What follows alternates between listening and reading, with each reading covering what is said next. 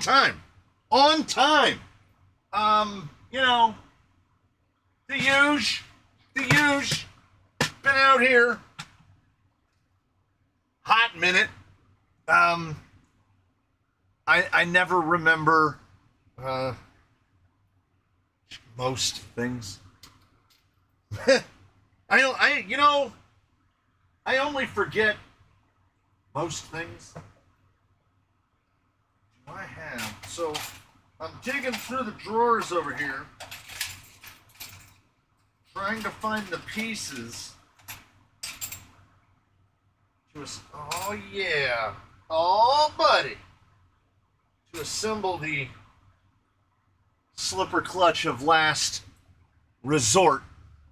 I am on a quest, regardless of cost, effort, or complexity, to basically put a slipper into everything that doesn't have one.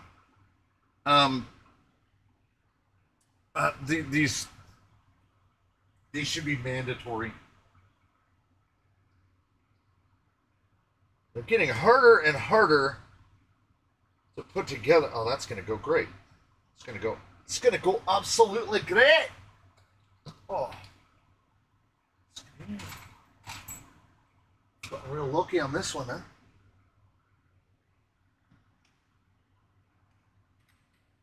huh? You know what?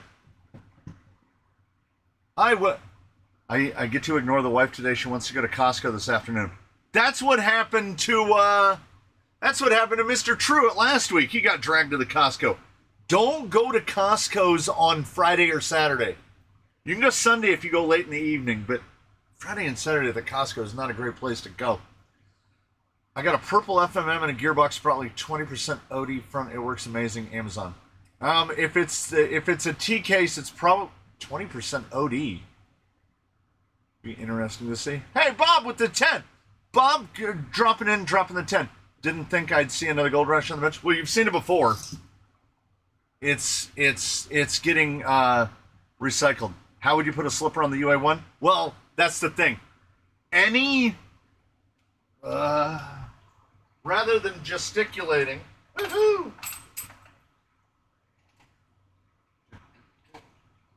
So,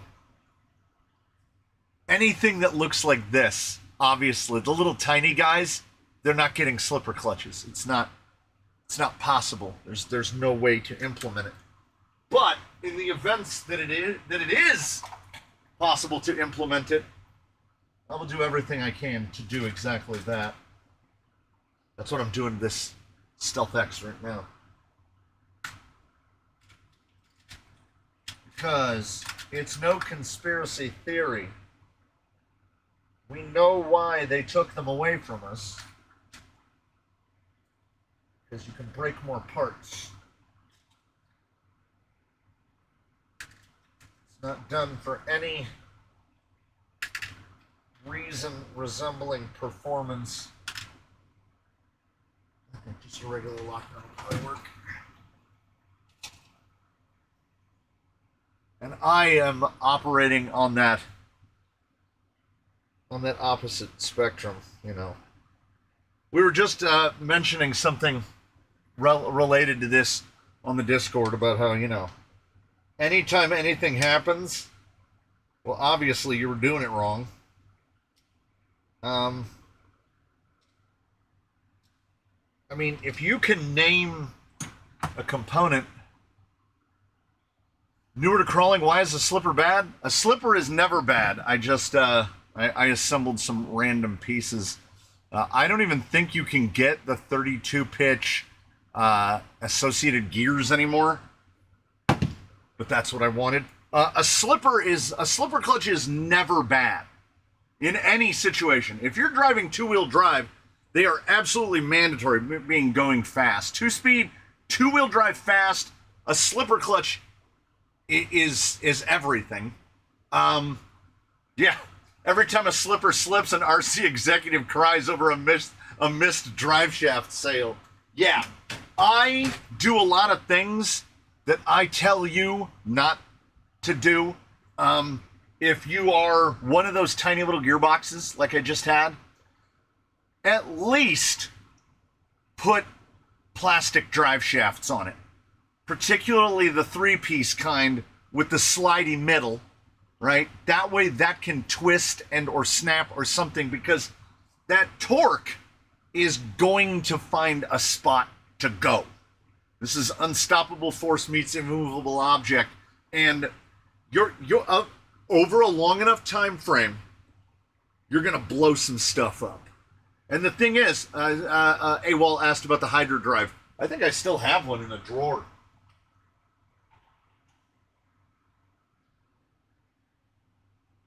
This might be a Visco drive. We don't need this. We don't need this at all. All we need is that when everything is fully jammed, that thing can go, and if I run this like fully tight, like it's locked all the way down, but it's still slippy. For 2-wheel drive speed cars, we don't use slippers anymore. We have traction control in our transmitters now. This is terrible. This is absolutely awful. The fact that that is a thing it hurts me. I don't like that at all. Because then we've removed tuning out of it. You can run too much power. You can electronic aids are not my favorite sort of things. What's the best source for plastic drive shafts? Well, that is the problem. I understand why everybody is just going to go get a cut to length or a Mia steel drive shaft. What is bouncing down here? Or a Mia steel drive shaft or what have you. And that is because they are inexpensive. And assembling the plastic ones tends to get expensive. Jenny's needs to get a hold of more axials, and Jenny's should start getting a hold of Vanquishes. They'd be bringing it in with a rake. Every part of the Rhino W1 is metal? Yes.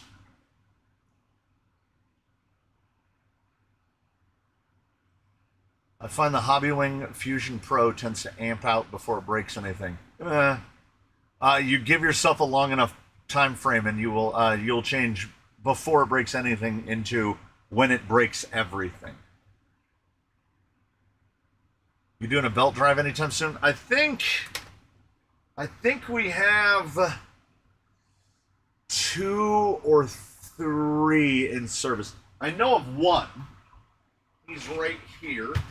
Unless I swapped it out, and I don't believe I did. I did not. So the belt drive, by virtue, because of what it is, they tend not to offer a huge amount of gear reduction. The typical Amazon variety are like 2.5 to 1, where typically we're going to see a spur to pinion ratio of at least 4 to 1. In more instances, 5 to 1. TRX4 running 945s, 5 to 1. 1887 stock on a Stealth X, 4.83 to 1. So you won't see a lot of belt drives here because you need to have an excess of gear reduction in order to run one. And this guy is running a 3-gear and TRX4 axles, which is that's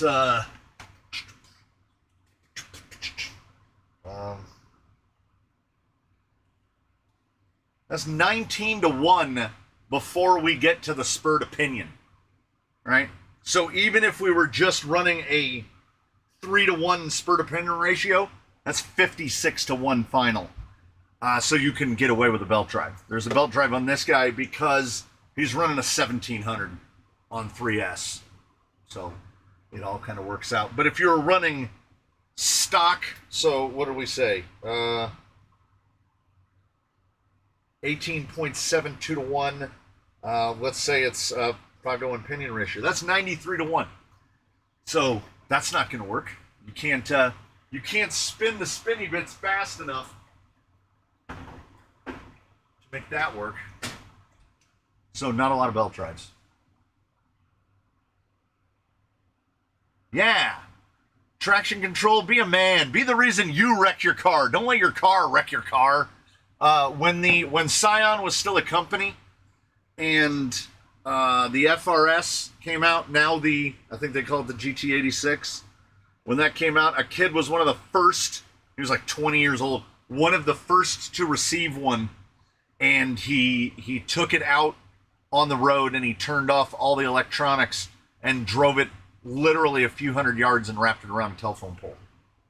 So that's what happens when he never learned how to drive a car, and then they put him in a car, and then he turned the electronic things on, which are the only things that were enabling him to drive that car. 3613 is the most common belt drive. I never bothered to count the things. Yeah, 276 to 1. I've seen lower and I've seen higher. CC Hand has got one out for Vanquish now that's 3.1 to 1. It's not bad. We're gonna see if we how much. How do we, somebody asked if I was gonna put a belt, if I was gonna do a belt drive, and I've done a couple. And also, belt drives stretch. They can, will, and do stretch. So their lifespan is finite. I mean, the lifespan on gears is finite as well. It's just less finite than a belt. Jimbo, with the 10, we're keeping it alive. We're keeping it alive. So the forecast high for today was 100, and they've now elevated the forecast high to 105, which means it'll probably be 108, 109. And then look at look what we got coming for us. The good old overnight low of 74.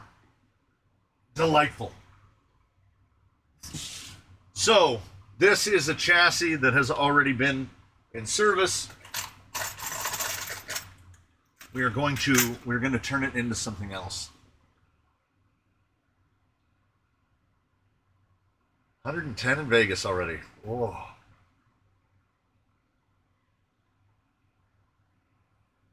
Ooh. Yeah. No. Probably drier than here, too. Now, I have already done some grunt work, and I think I might have said that it came from the workbench 82, but it might actually be 84. I don't, it's something that I should probably be writing down. And to be honest, I haven't been. We are, of course, naturally, you should have suspected, Mias nylons. This Mias nylon has already been done all the way up. We've got the Hobby Park big weights. We've got the light machine work that you have to do on the Hobby Park big weights. I need to flush those out because I'm running a thin hex. Look how far down that hex is. And then on the outside of the thin hex, we've taken some triols and we've drilled them out from 2.5 millimeter to 3 millimeter in order to mount 6 millimeter hubs. And this was a good chunk of the morning getting to these to where these are, because I wanted to bring it in. You can see we're 1.5ing. We're class 1.5ing. So these are all the way in. And I had to countersink these and put flatheads in them because the screw heads were scraping the wheels. I think I actually did it to this one. We're scraping the wheels pretty badly. So this is pretty far in for a portal. There's no interference. I mean, it does it does give you a little bit of pause. The distance between the screw heads. I can replace these with button heads if need be, but I think it's gonna clear. And I have selected links. I've also, so I don't know what was the source of these, of the hexes, but I had to drill them out. And pro tip, if you get a wheel hex that is just alarmingly, annoyingly too small, like you have to tap the hex on, a number 7 numeric drill bit is 5.05 millimeters. And these just clicked right on. I don't know what they were from originally. We have got 10BL80. We've got big block, the big block 20 turn, the black chrome, the 4-pull big block. We're going big block. We still have these GTS, which need to be reconfigurated a little bit, because I don't think I can spring these low enough with the springs I have on hand. These are definitely used. I don't think I can spring them low enough on the springs I have on hand.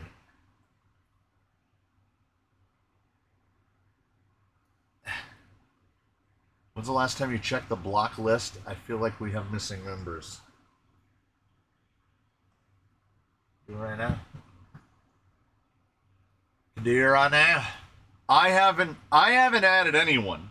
I think moderators and whatnots can. We go to settings, we go to community moderation, we go to user management. We still have loaded crawlers and HVT03. We remember him well as the managing moderators, and Svax and Mr. Hurley. When's the last time we saw Svax? Have I just not noticed? I haven't seen that guy in a minute either. No, there's nobody new on Hidden.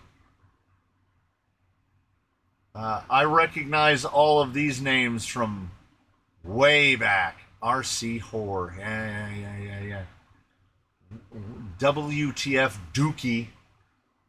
Dirt Rider 88. I think that I still get obnoxious comments from another Dirt Rider, like Dirt Rider 86 or Dirt Rider 87. I have to assume it's the same Dirt Rider.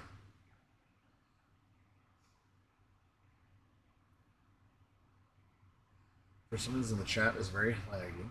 I'm pumped for this weekend. I got a set of C2 razor wires. My ruptures are pretty much bald. How do you add or subtract from the blacklist? There's an X next to their name when they're in the blocked section. And I just click on the name and it'll take it off of Hidden. How goes the Symphony of Crows? One of our cats got swiped off the caravan route by a crazy crow. Looked like a cartoon.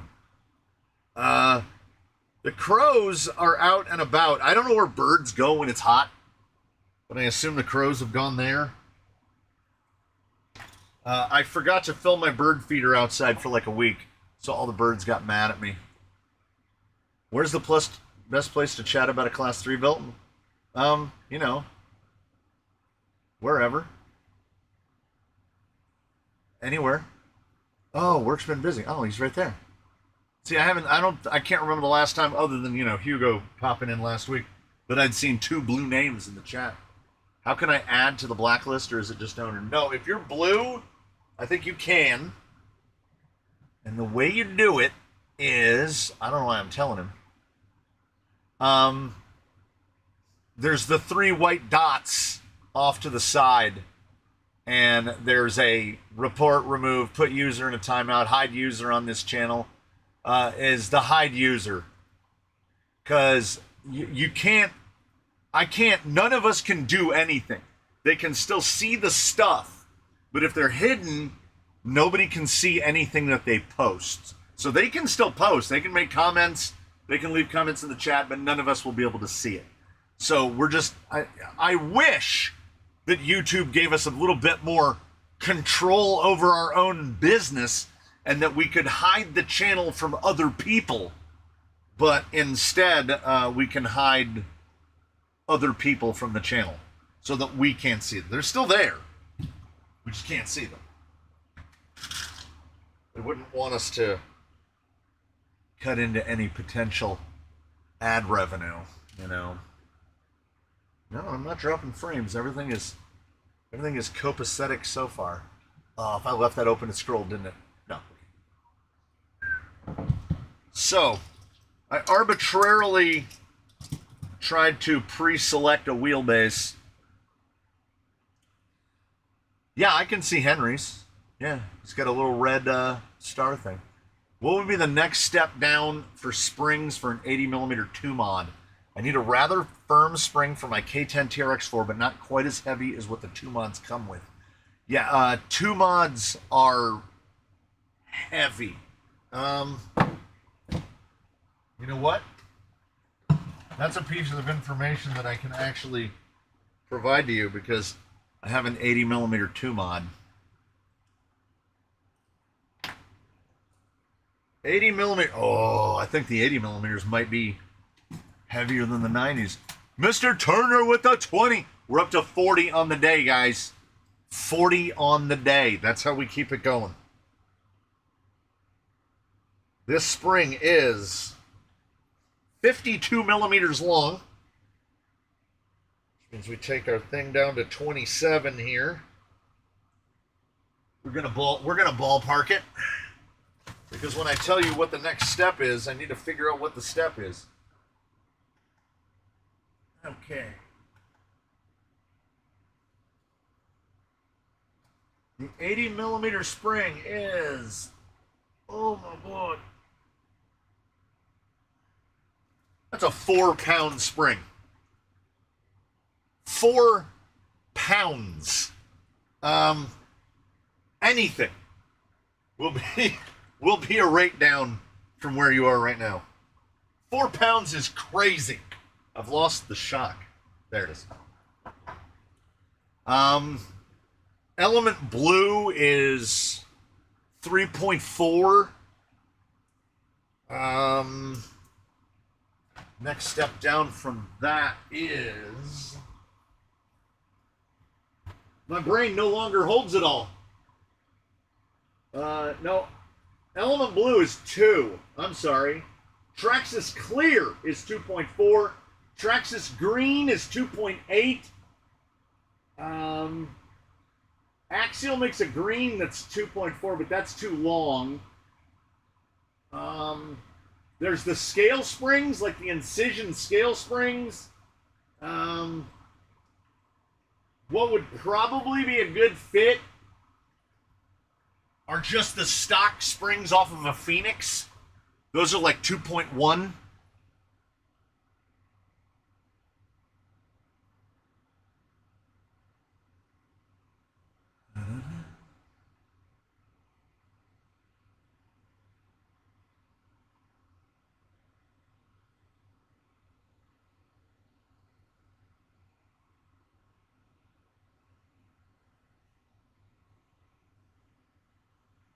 My Traxxas springs off a GTS don't fit my 2-mods.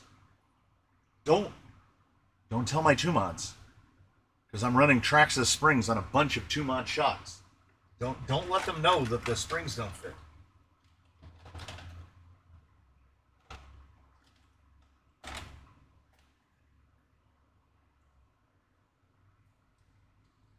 Probably the cup that is your concern. Yeah. So the part that they won't fit is the cup, because the cup at the bottom. This is a clear. This is a Traxxas clear. So you would need the cup from a Traxxas spring, and then we take the spring and we put it on here, and then we just change the cup.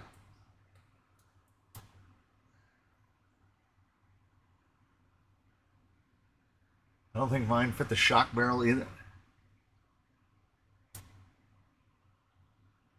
Oh, are you sure? Are you sure that you have GTS springs?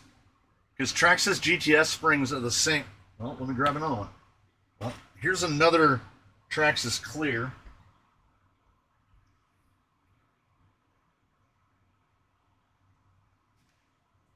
Is it Traxxas again?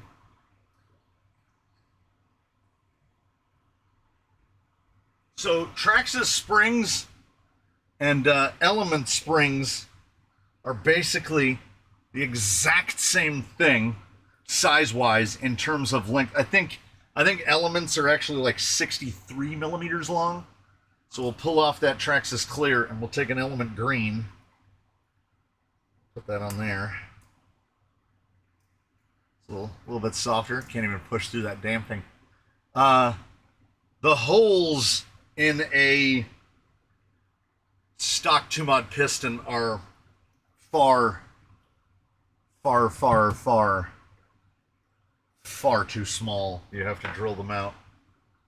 And as it turns out, PCB drills are where you want to go for tuning your own shocks, for drilling your own pistons.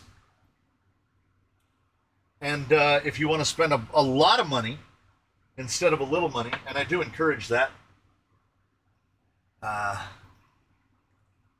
there's a way to do that too.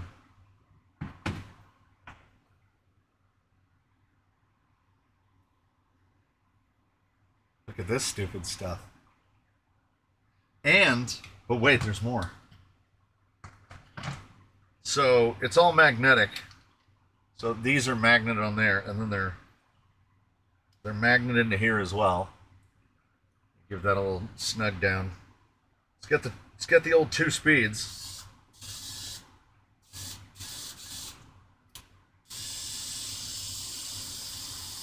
I think it's double tap.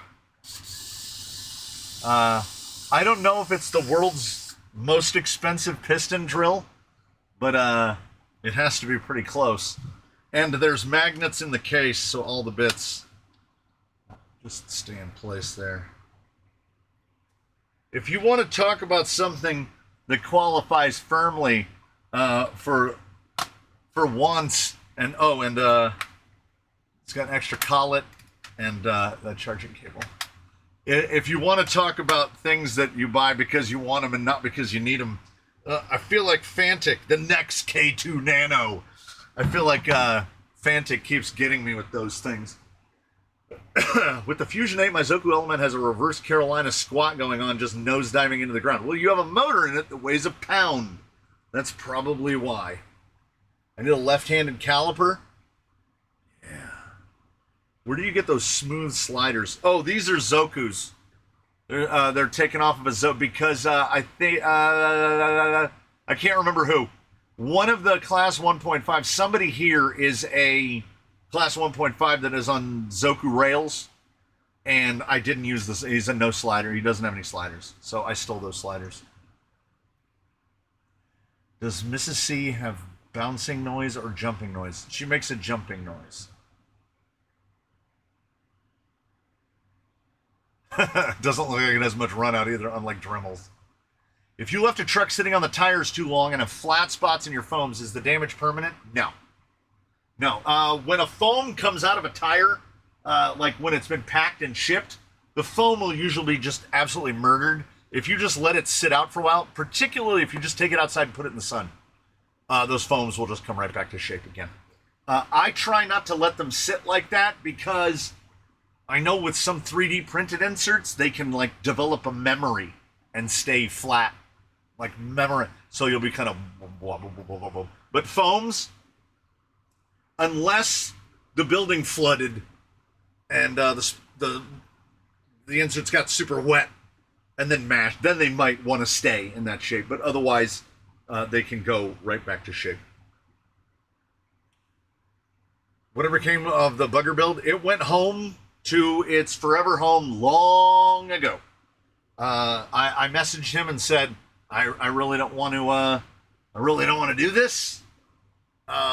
It is not sparking joy. And he said, I completely understand. And I packed it all up and sent it back. And apparently it's working out. It's working just fine for him. Do you recommend a metallic paint to use on Lexan other than Tamiya? I would say Spastics would be your next stop after Tamiya. What is that fridge foam you use called? It's called fridge foam or fridge liner or fridge mat. The one that you want is I think they're called Blue Apple with no E, BLU Apple Fresh Mats. I think that's what they're called. That is currently the best one that's currently available. The best one originally was called like Veggie Minder, Veggie something. They were the best. You got the most for the least amount of money. Did you see the new Mias body? I bought a 2-pack. I've used one, and I'm going to be drilling the other one for the Venix. Hopefully the Mias Funhaver is lighter for scale than the MB24. It's a pretty hefty cage and thick body for the micros.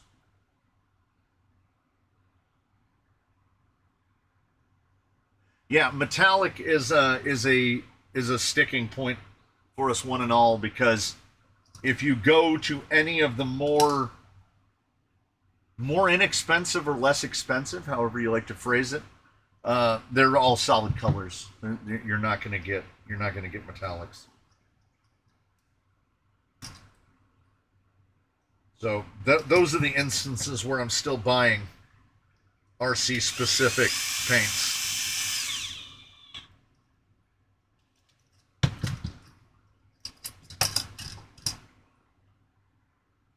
IR60 rear cab cover EVA foam, 3 holes at the top, 2 bottom cut, turned out decent. Oh, yeah. Just make sure to use some heavy coats of clear over metallics. Definitely going to keep it looking better longer. Yeah, the metallics are really, really thin. I personally like the look of the Mias MB10 over the IR60. Is the MB10 their Lexan one? Is that the name of it? Or is there some other, does Mias have another body that I don't know about? I need spring options for my 95mm Chavs. I can't get my hands on any SC springs. Amen says maybe late August. You've got Losi for the Mini T. It's the ABS Funhaver Bronco that came out today. So you guys are asking me the things that came out today. You know what? You guys are the comments section. You're as bad as the comments on the videos. I'm going to get a comment on a video where somebody asks if I've tested. Hey, have you tried the new Mias so-and-so? The one that got announced 6 hours ago? No, I haven't. I haven't seen it either. The Mini T's are longer. They're 40s. What rate do you need for your 95s? Are you going up or are you going down?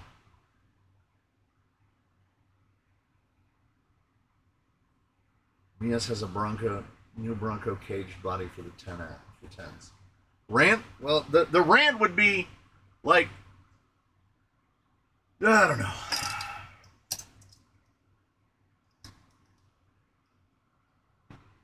I don't know.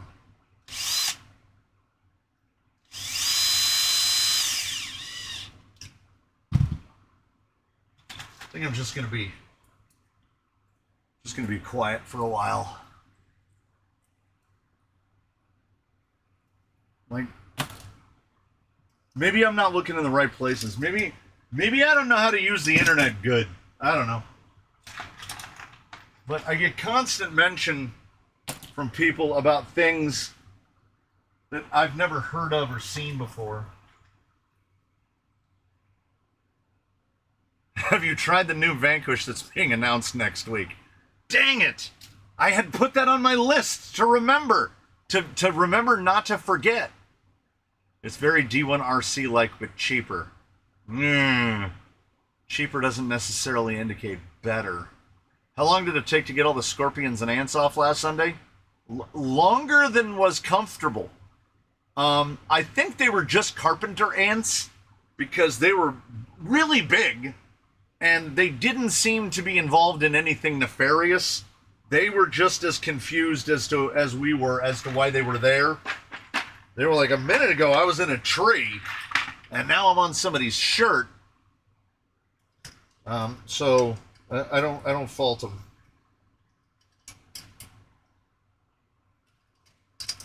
That's what that gigantic screw is for.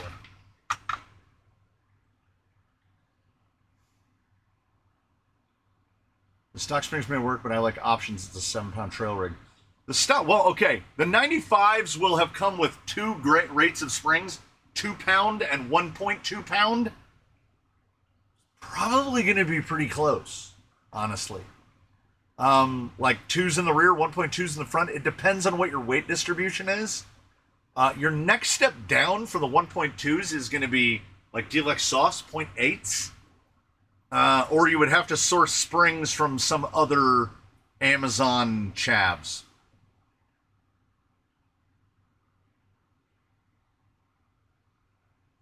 Yeah, no CMS. It was CMS before. I'm not in the mood. He's a shill, but only for stuff he's tested and approves of, which makes him an influencer. Has anyone tried the Endura H10 Planet axles? You mean the ones that, if you ordered them from Endura today, you would have them in 2 weeks? I can't say that I have. Any plans for more 4.19 tire reviews coming soon? No. I test them as they come out, and I haven't seen any new. What's the most recent Class 1 tire that got tested? Was it a J-Con? Oh, the stuff from Upgrade. The shields and the rock claws. Those are the things which got tested in Class 1 most recently. The whiteboard is extraordinarily full. There's one little bottom corner that's still empty, and that's it. I sense the grumpy growing in this one. Yeah, agreed. They look pretty good, but 199 is high. It is. It's only not high if your basis of comparison is like Vanquish axles. But 199 is more than Mias Capra is the same price as Mias Capra 4-wheel steer. So, are they that good? They look good, but I'm still waiting on the new Endura Worth Gear transmission. Do you bother with sub 4-inch tires much? I just found out yesterday there's 3.95 X2 SS Aturo trail blades. Well, I can tell you this. I've tested them, but once Rusty traded in his bounty hunters for Tusks, that was the end of. There are no. I'm going through. I'm giving it a look.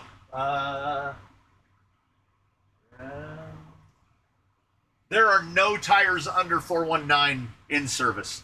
I don't like it, except on trailers. I do.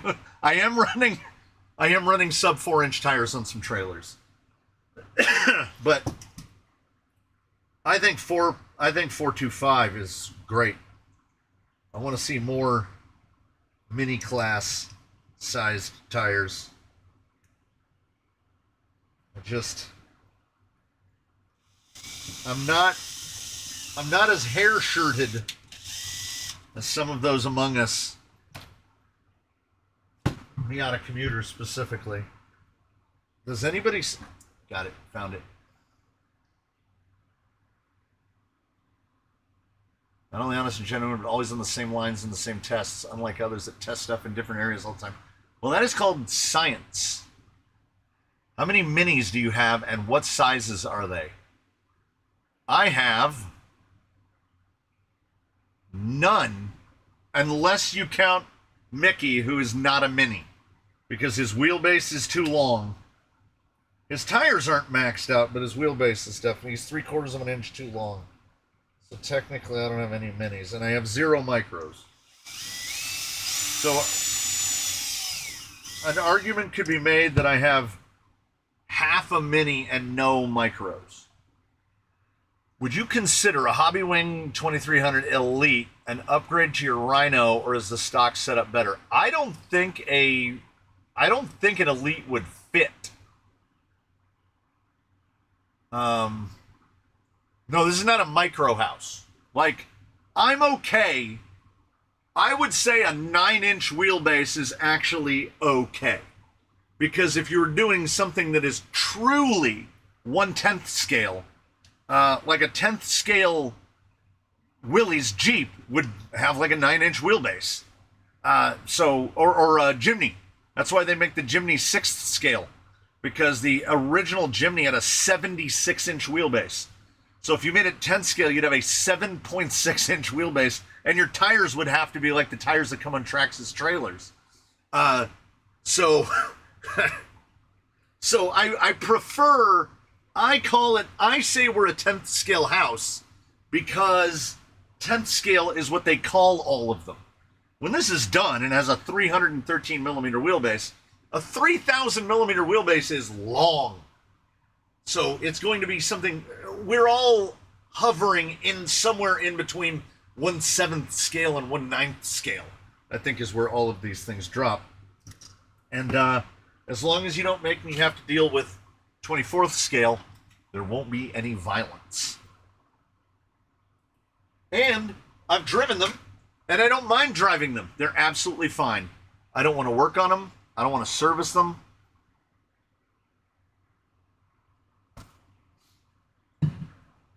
I don't want to deal with them. So this is fine. And still, if I'm this guy, if this is how I put lock nuts on, you think I want to work on micros? You think I want to grab an SCX30 and put on that magnifier headlamp that surgeons wear so I can try to see the screws? The short answer is I do not. 1/9 is what I shoot for when shooting things for my 3D printing activities. Other than Sen and Charisma, nobody really makes 1/10. That's true. Oh, you mean my fingers? You mean my fingers? Or do you mean my fingers? Or do you mean my fingers? Or do you mean my fingers? And I also have straight and curved on hand right here. They live in my tool caddy right here. Because I can't physically reach anything that's inside of a drawer because my hands are inhuman. All my screws live in here.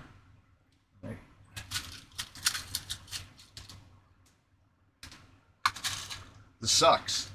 It sucks. I wish they came out with an SCX64. Give them time. Give them time. Go to any mall and those dudes are driving those little Hot Wheel-sized drift cars around that probably run for 2.5 minutes, and then charge like you'd charge a electric toothbrush. My 3D printed Samurai is almost 6th scale at 313. Yeah. Do you have any tips on how to stop GTS shocks from sticking? I rebuilt them and used a slightly shorter seal spacer to alleviate O-ring overcompression, and the shocks still stick badly. Okay. I can show this to you because this will work, because these guys haven't been moved and their suspension hasn't been cycled.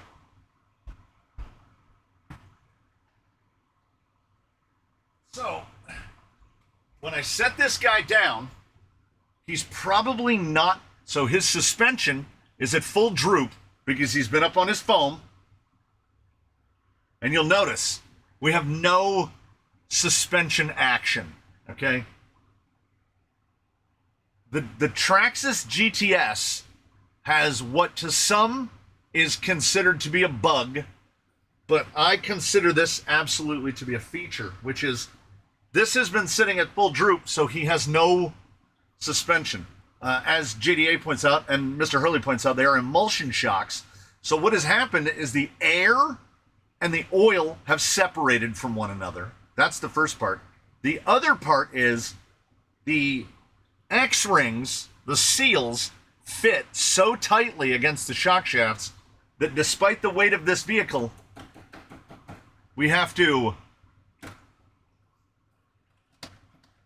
And now, it's got that nice little settle. So, all you need to do, and sometimes I forget to do this as well, particularly when I'm going out to do a tire test or something like that, if you have anything fitted with GTS, You plug in your battery, you set your rig on the ground, go like this. And then you're ready to go. Because now, oh yeah, buttery, good to go. Wizard shocks will do this too. The seals so tight around the shock shafts, which is why, despite the fact that a Traxxas GTS shock has a microscopic bore, it runs a 7mm piston, and there's actually only about roughly the length of the threads, so maybe 30mm long. What's the volume? Oh, let's see if she knows. Hey Siri, what is the volume of a cylinder 30mm by 7mm?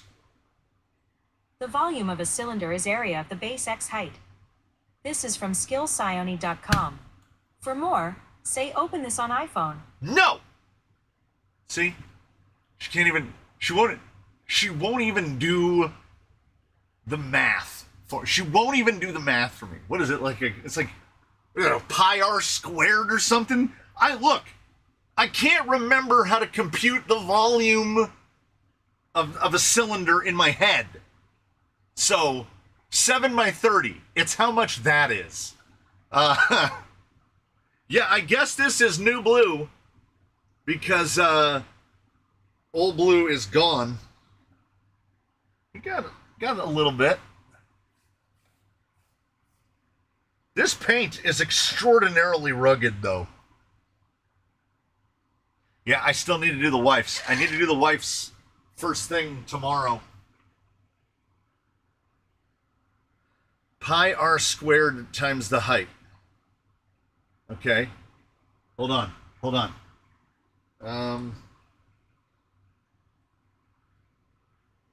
3.14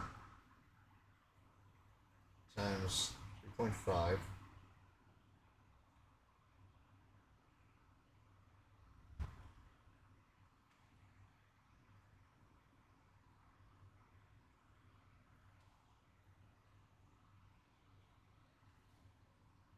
That can't be right. That can't be right. Yeah, she basically said, go do the math.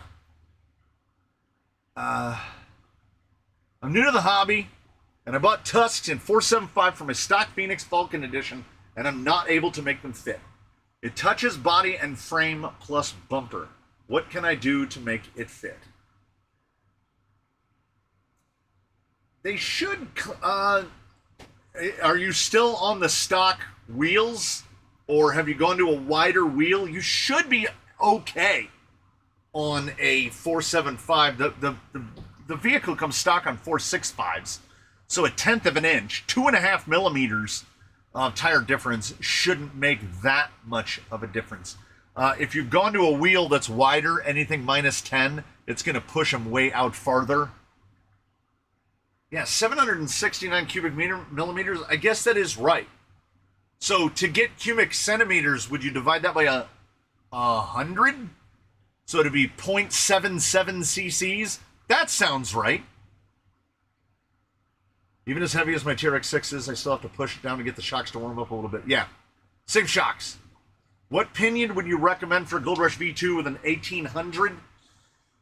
Probably start around a 14, assuming that you're on portals.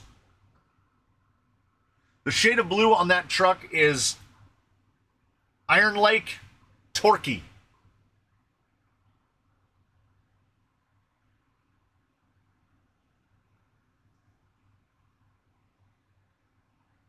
I'm not doing math today.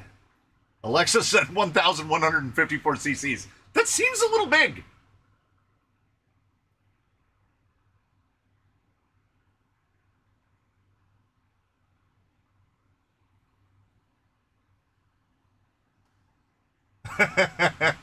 As an Android user, I also do not have Siri. Rather, I have a quick button to engage Gemini directly. She is also dumb and doesn't like answering questions. Fantastic.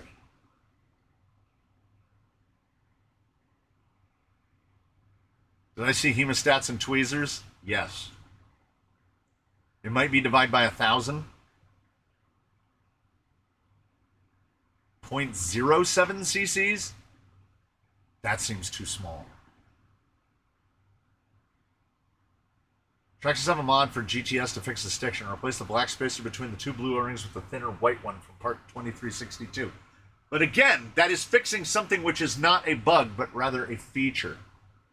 So there's nothing I can do in the build process to alleviate it. Understood. I mounted them on the anarchist I'm working on, but the sprung weight is basically non-existent.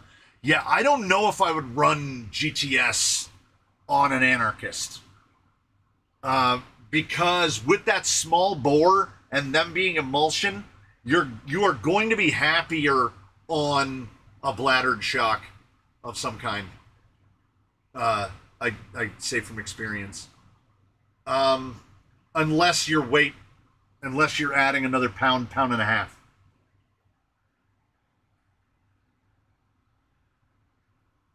Do I have to make them come out more? No. Generally, if they're in more, they're going to swing out less to hit things.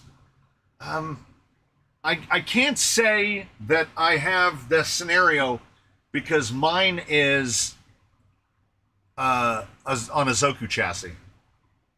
So the only interference I have has been eliminated. So exactly what you've got. 475 tusks. Stock bumper. Like I can't get to it. At full lock, I can't get to it. At full lock, I'm right into the fender. At full lock, I'm right up against the fender, but not in a sticking way. So I don't know how you're getting your bumper. I don't know how you're getting your tire into the bumper. Like it doesn't even have really rub marks on it. Now in the back, once you go to longer travel, I just cut this tube out of the cage, and then your tire goes right into where that tube was. Now, that does also require you to ditch your fenders. Or cut them up a bunch. I have thought about it. Like, I've wondered to myself, would he look better if I put his fenders back on and just cut him up? But he still has the flares in the front. So I kind of stick with the Truggy. My stock axle, straight axle Phoenix rub, that's a Fordyce. Until I went to a narrower offset. I think the original SLW hubs were 350 or something. Yeah, there's nothing.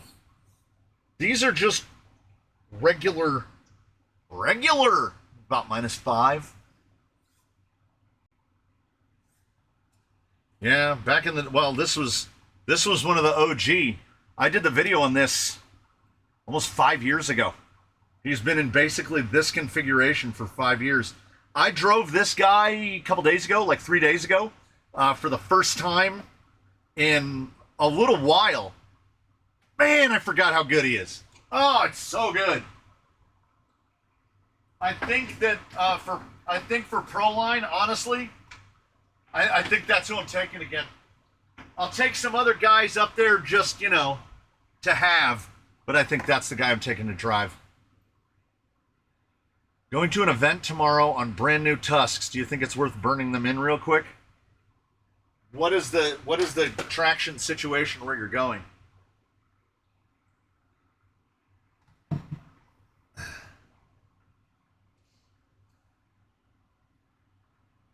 OG Phoenix straight axle kit.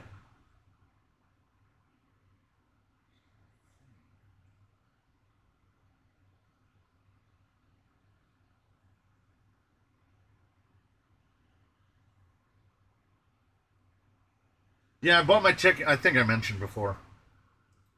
I bought my ticket and was amazed, absolutely amazed to find out that the price hadn't gone up.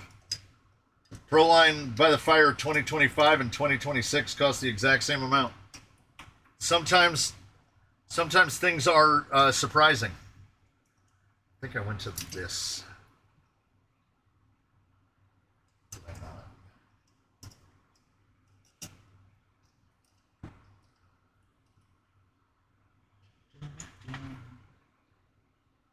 Yeah, it has been a hot minute for our man Argenum.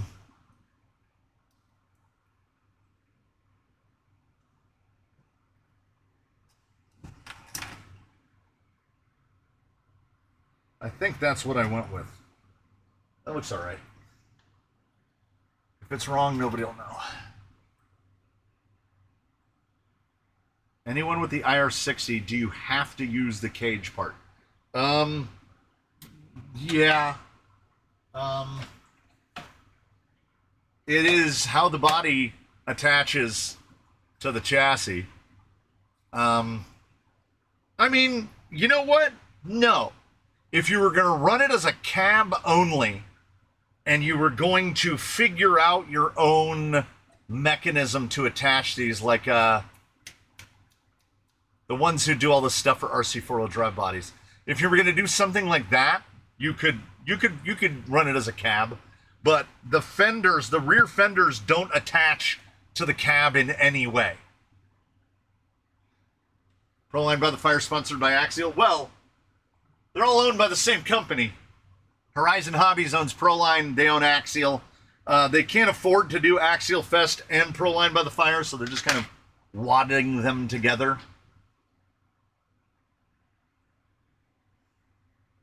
What are we working on? We're should take the worst performing tire on the best performing rig and Jake on the best tires. Well, here's the thing. There's no such thing as the best tire. That's too long. There is the best tire for a rig. A rig can indeed have a best tire, the tire that works the best. But there is no singular best. That's why we end up doing tire testivals. And why did they change the name to By the Fire? Why not RC? It's not. Is it not still? It's not called Proline by the Fire anymore? It's just called By the Fire now? There's a lot of really bad tires out there, though. That is absolutely true. What is the best way to reduce chassis flex? Bracing. The more braces you have, the less it can physically flex. The question is that chassis flex a negative? Is it? It's just called By the Fire? Dumb.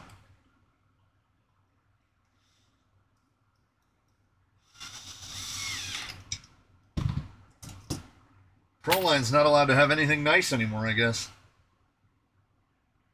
What are those rims on the IR60? These are, they have some dumb Amazon name. They're like, what's in my head is like Hooly Gooly or something, goo, something with a goo, something with a who. I'm scrolling through.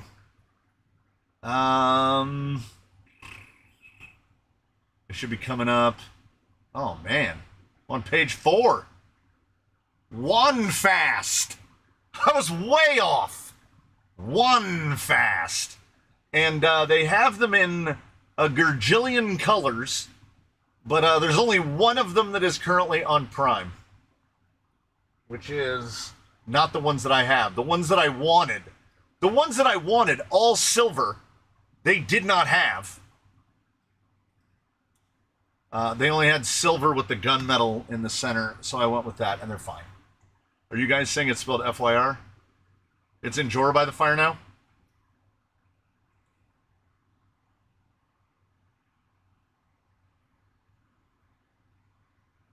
The best tires are the Max Grapplers I got for free. Max Grapplers are a great trailer tire. An employee on Rock Pirates Live said it's called Axial by the Fire.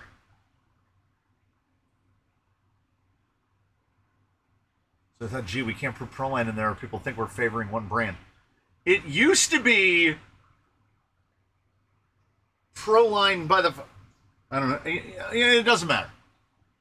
Trying to sell my 2.2 FYR. Nobody wants them here in Germany. Why would you sell FYRs? By the Fire, presented by Axial. It's kind of gross. It makes absolutely no difference ultimately, but at the same time, it feels kind of gross. There's Proline by the Fire all those years. Well, private equity doesn't have brand loyalties.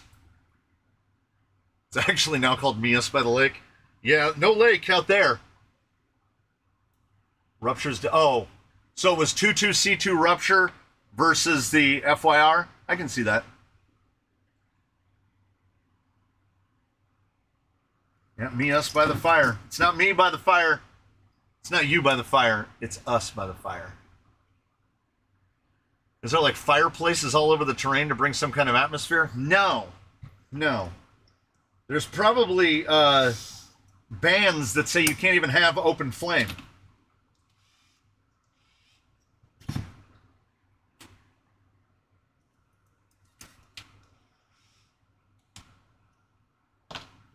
Yeah, there's definitely not any fire. Come on. You get one more chance. One more. See? You just yell at them. It's just RC by the rock and dirt. Yeah. There's a lot of that. Well, I'll be danged. Although, that might be a little too high. If so nice, let's do it twice. Ooh, I probably should have checked.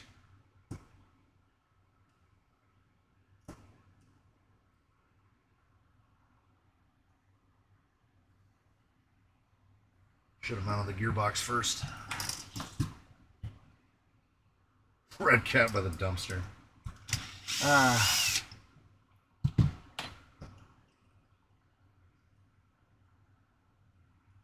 How many Vertex will show up versus optics? There'll definitely be more optics.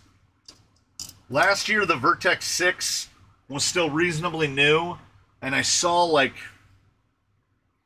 3 of them. 3 or 4 of them. I think that's a more accurate come have Horizon distract you by the fire while someone steals your rig presented by Axial. That's very good. That's very accurate to the scenario.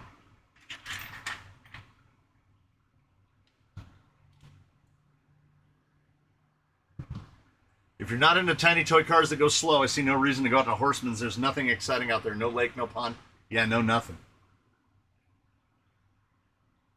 Oh, Torque Twist. Is it Torque Twist, though? Have you done your long, arduous, and thorough system to check to make sure it's not Torque Twist? Because I could count the number of instances where a rig has had actual Torque Twist on one hand. More often than not, it is something. That being, we have force moving through spinny bits. And that force is going to do what all forces do and take the path of least resistance. So if you have anything binding, if a wheel hex is touching the outside of a portal cover, if the inside of your wheel is just grazing against a knuckle weight or a screw is touching it, or you've got a suspension link that's kind of bound at the end, like this one is very tight because it hasn't had the molly applied to it yet. Anything that is too stiff when we go to move forward, the actual act of moving, not the torque of the motor, the actual act of moving, well, people will say, well, why does your rig, like, well, this guy doesn't, but we'll example with this guy. Sometimes you see a rig and when it drives, you hit the throttle and it goes like this. That's not torque twist. It's the unsprung mass is contacting the ground and it can't move the ground. So the floating part that's being held in place by a grand total of there's 6 pounds of springs here. Do you believe that it is generating more than 6 pounds of torque?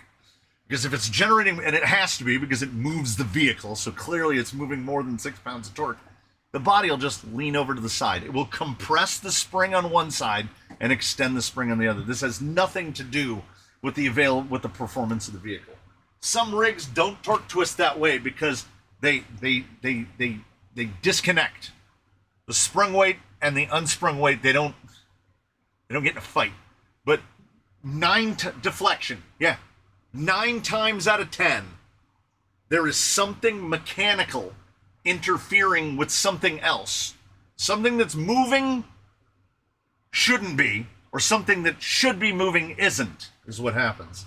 And typically you go through, if you've got your dry slide, you go through, you lube all your points, you make sure that your spur pinion mesh isn't too tight, you make sure that when you tighten down the case on the transfer case of the gearbox, it's not over clamped and it's really hard to turn. This is harder to turn than it should be because it is freshly built and freshly greased.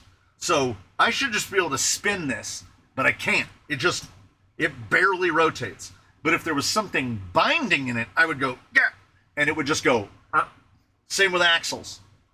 In general, easiest way to test your axle, if you can grab the threads and turn it, it's absolutely fine. It's not binding. And then you might think, well, then it's great. And then you take a tire and you clamp it on and it presses the hex into the side of it and suddenly it's not turning anymore. These are things that have happened to me so many times you'd think I'd be smarter and I would know to check for them before they happen, but I think we all know that's not how that works. Some rigs just have dodgy suspension geometry that throws its hands up. That is true. Now, if you do have a genuine, bona fide torque twist situation, a torque twist is most often going to make itself apparent in a situation like this. We've climbed up, we're climbing up like this, and as we start to climb higher, this tire goes whoop, and it lifts up in the air like that. And if we let off the throttle, it'll settle back down. And when we apply throttle again, mind you, climbing, especially off-camber stuff, all of the weight is coming down. This tire is doing all the work. Geometry is what's trying to keep this down. So if you give it the throttle and it goes up like this and lifts that tire up, so pretend this one is still on the surface. So this one is lifting, lifting, lifting, and then you let off and it goes down. Step number 1, if you have the availability, if you have the opportunity, if you have the link mounting positions to do it, is separate your rear links at the chassis. Increase the distance between the rear lower and the rear upper. This will move your moment center and it will try to keep that front tire down more. Now, torque is going to overwhelm everything at some point, right? So, couldn't weight transfer do the same thing? Well, here's what, okay, raccoon, cross weight, right? Cross weight is here to here and here to here. In this event, when we're climbing up like that, this tire is basically not doing anything. This tire's not really doing anything either. It's these two. And these two are tied together, because that's how crossweight works, because the torque of this tire is driving through to this tire. So trying to keep it down, this motion, trying to force it down, you don't want this motion where it lifts it. Some of it can be done through geometry. How you should not try to do it is just keep adding weight to the front, because it will stop it. It will stop the front end from rising. But it's also then going to you'll achieve a tipping point, and you won't realize that you've gotten there. And you'll achieve that tipping point, and now you have so much weight in the front, because you see it. They're on Reddit. They're everywhere. Yeah, brother, 60. I got 69%. I got 69% front weight, bro, which is absolutely fantastic for going up a steep hill and not great at anything else. Descends badly.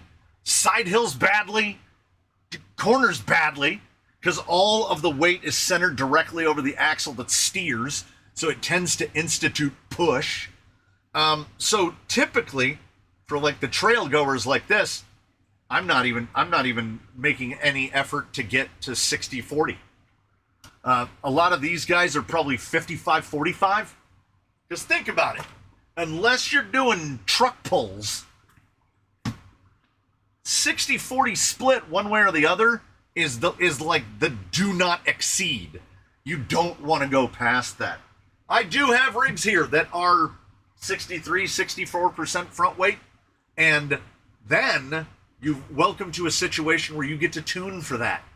You get to try to accommodate the fact that it has that much front weight bias. So then you're doing more torque split, and you're putting 20% rear underdrive, 30% rear underdrive in an effort to not get the rear to outdrive the front. Because if the rear tries to pass the front, it's doodlebug time. 80-20 forward bias used for tractor pulling. I watched a tractor pull truck that all of the people in the Instagram comments were convinced that it was AI, because it was, as it was driving out to the line, it would go burr, burr, burr, and the rear wheels would come off the ground. They'd come off the ground probably about a foot, and people were like, "Oh, nice AI," and I'm like, the weight block on that truck hanging off the front bumper weighs as much as that truck.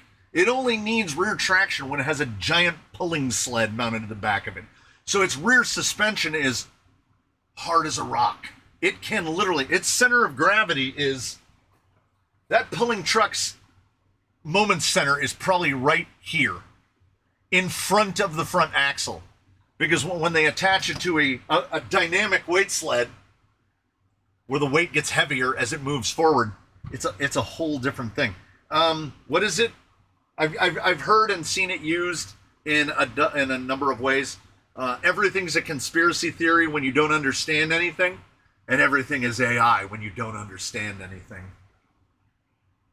Sus says that's why you run springless for weight transfer. I don't know about that. Neither do I. He drives a very different rig in different places at most. He's in a very small niche. Yeah, like the hanger line guys that build their hanger line rigs. It's the same thing. It's one-trick pony stuff. I noticed in a comp that it's good to have some weight in the rear and have a reasonably balanced rig. The other guy had a very lightweight rear. He sucked at any descent. Yeah, we have to go down. I will applaud a vehicle's ability to descend more than I will applaud a vehicle's ability to ascend. They can all go up a hill, right? Going up a hill is many times more difficult than coming back down. I learn way too much from what my brain can handle. Yeah. Oh no. The tractor pull trucks would they'd go downhill great, like a cannonball. Like you'd full on the brakes, just all the way to the bottom. The United States Postal Service gave my A-main order that needed to be signed for to someone other than my address.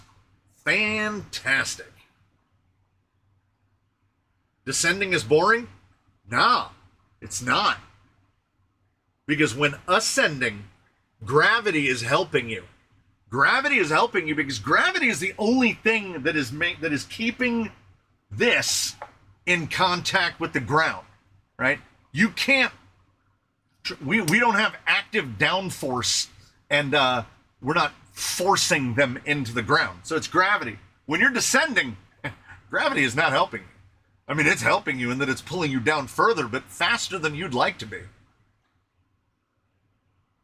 Are those rear lowers that direction on purpose? Yes. Yes. This is the new... Ever since I started doing the anarchists and noticed the way they have their rear skid set up, because when this guy is configured, that link will go like that. So basically the link just continues the arc of the chassis. So it's going to sit right about like that.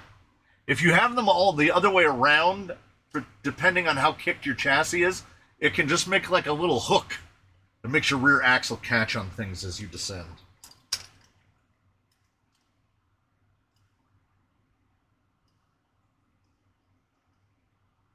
I don't know if that fits. Does that fit?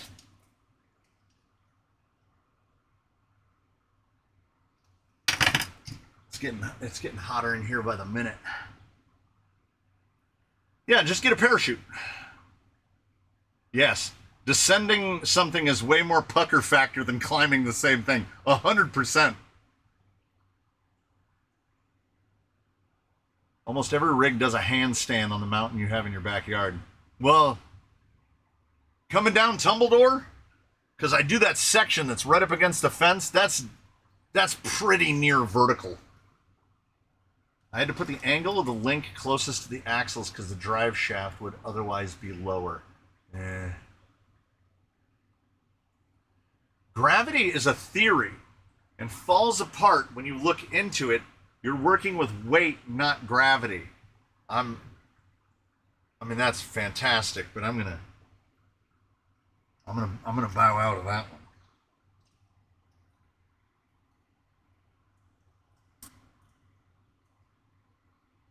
I think that I feel like things like aerodynamics would have a problem with that. What is weight if not gravity working? Yeah, I mean, weight is just an interpretation of mass. Until you stop to consider that energy has mass. Yeah, everything has mass in it. All matter has mass. It's not gravity, it's buoyancy. I mean, by the technical definition, air is a fluid. We're all a theory, man. Are we real? I don't know. You tell me, Raccoon. Do you think? Therefore you are? You are therefore you is? It's like I've said in the past about the simulation theory. $48.60 from Agent Edgy. What a crazy amount. Okay, I'm trying to figure out the width of a 2-axle flatbed hauler with a wheelbase of 486 millimeters. Scale width turns out to be a bit skinny. What is the curb track width of your widest trail truck? Widest trail truck is... Well, I haven't built it yet. I'm going to have a wider one. But the widest would probably be... Well, it's going to be Bruce. It's going to be the Bruce. I don't know. Let me check.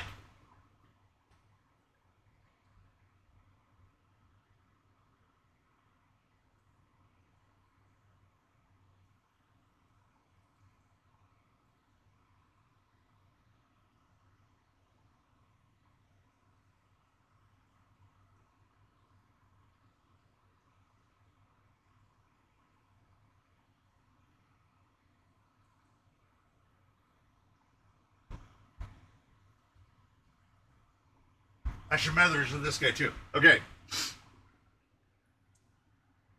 Bruce, Sheila, and Nigel are all around 265 outside to outside. So they are the widest. The classics are right around 250, as are Jade and Gate Rover. And the Camels are right around 240, which is pretty narrow. And now that I think about it, this guy might be up there with Bruce and Sheila. No, 255. 255. I think you're probably okay out at that long. You could probably get out to a foot. You could probably get out to 300 and you'd be all right. Depending on what axle you're using. I wouldn't want to go to an enormous SLW hub just to try to push it out. Because I know with 486, your turning circle is going to get big. It's going to get really big. I'm surprised how few, like only a TRX that I can think of has a 10 scale 6x6. Cross has a couple.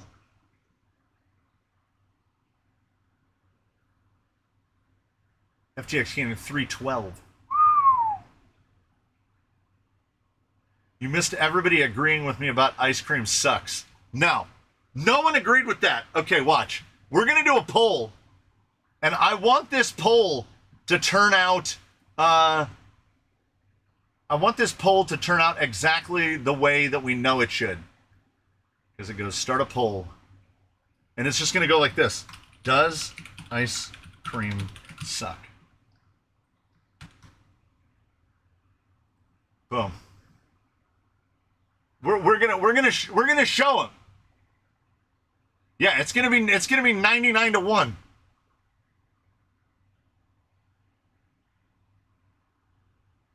Ice cream is amazing.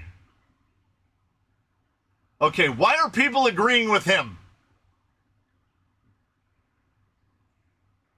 Arizona is now 118 degrees.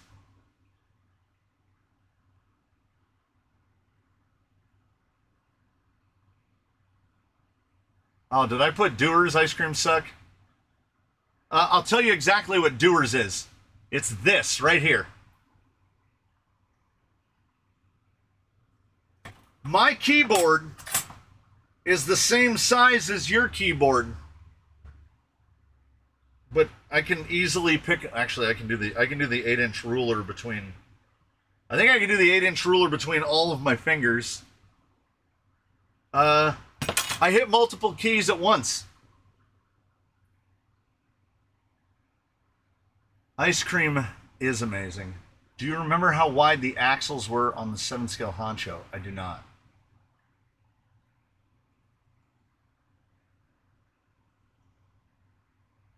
Yeah, FFS, fat finger syndrome.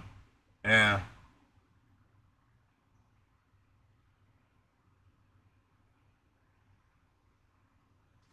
I've seen so many people who are lactose intolerant eat ice cream without hesitation or remorse.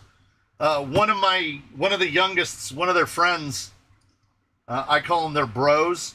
One of their bros is lactose intolerant, and will eat stuff that they know that they are actively not allowed to eat. And they'll be like, I don't feel so good, guys. And they're like, what did you think was going to happen? Yeah, Walmart brand Good Value. Yeah. Mr. Hurley,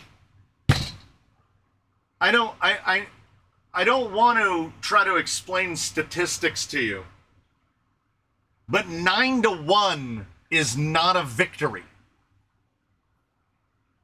9-1 is big loss. The kid who turned his arm into a letter S, actually his arm to me looked more like the light blue tile from Tetris. That's what his arm looked like to me. They took it. He came home, and he was all doped up. So, trigger warning, mind you. This is a human arm. So elbow here, wrist over there. Wee, like that Tetris piece, right? It's the light blue Tetris piece. They put him into a thing, cast, and they're going to reevaluate it in a week to see if it's going to have to be surgically redone. So apparently what happened is he and one of his cousins was on the top, not a bunk bed, but a loft bed that has, the whole like desk and stuff on it. And apparently he fell off, we could use Luffy. So he fell off this way, like this. And when he came down, he landed like that on another person.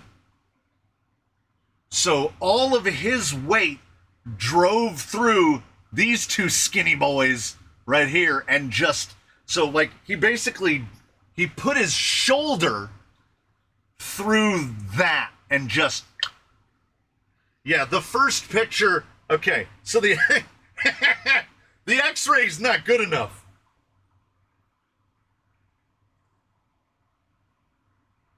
Okay, trigger warning again.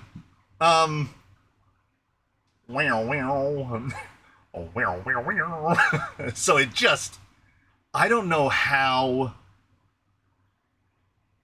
like, yeah, how did that not go out through the side? Like, I don't understand. Well, you see how skinny he is. He also only has one kidney. I'm not saying that contributed, but he was born with one kidney, so he was starting one rung down. Yeah, excuse me, sir, your arm is not supposed to do that.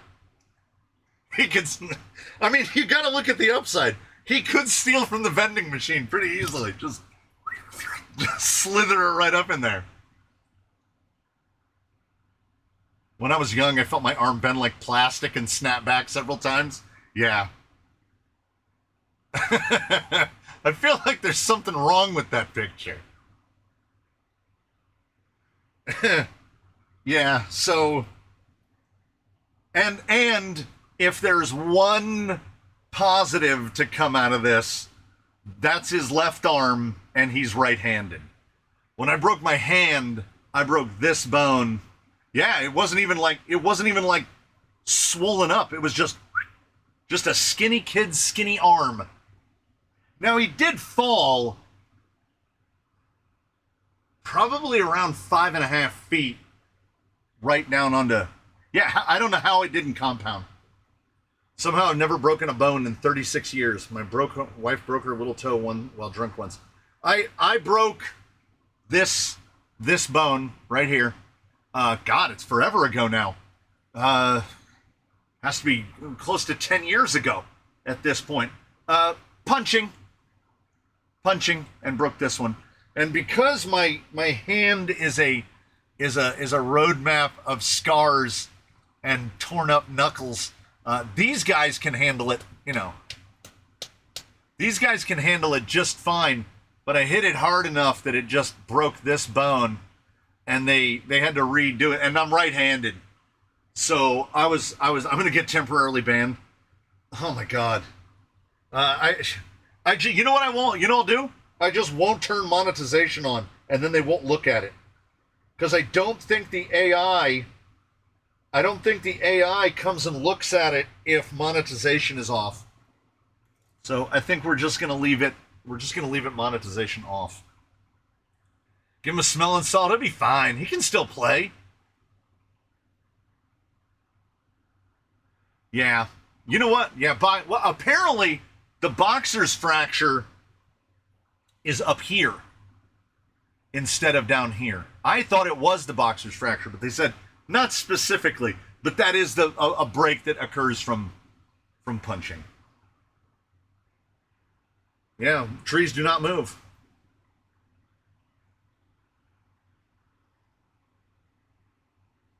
Yeah, just a little bit of ibuprofen.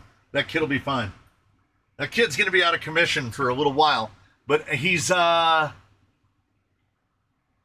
I think he's 11. I think he's not 12 yet. I think he turns 12 in like November. So his bones are gonna like it never happened, because somehow it didn't compound. I mean, I feel like this is a place for too much detail. If you break your hand, and I strongly advise against it, I went through 4 casts. And the bone doctor told me that I should probably have the cast on for another 2 weeks at least.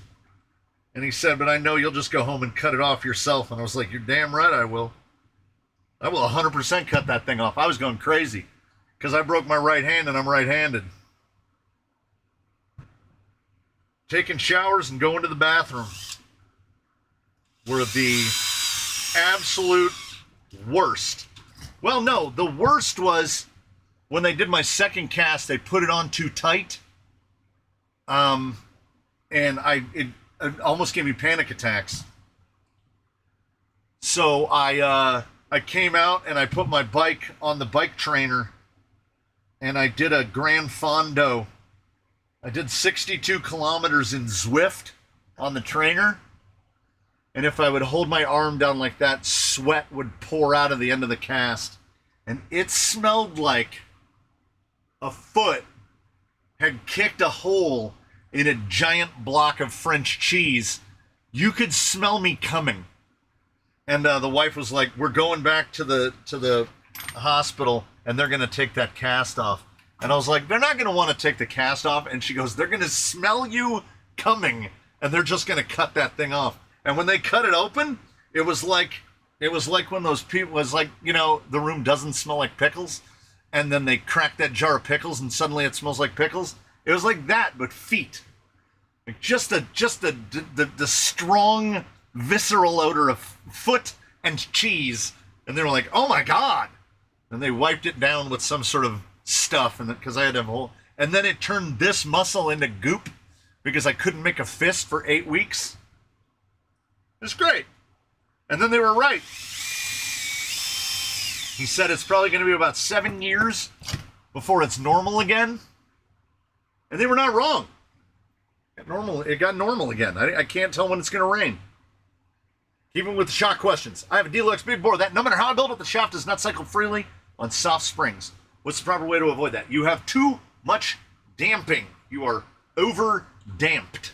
You need either a piston with more holes or bigger holes in the pistons that you have now, or lighter oil. The stock pistons that come in Deluxe are roughly equivalent to the stock pistons that come in big bores, and the 2-hole big bore is over damped on 300 CST. They really want something like 15 weight or 20 weight. The 3-hole pistons are pretty good on 300 CST, but they'll still be a little bit slow. I bored the pistons to 1.2 millimeter and used 30 weight oil. That should be pretty good. Did you assemble them yourself, or did they come pre-assembled? Because my only thought would be a little bit of stiction inside of them, in that the seals, the pocket where the seals are, is dry.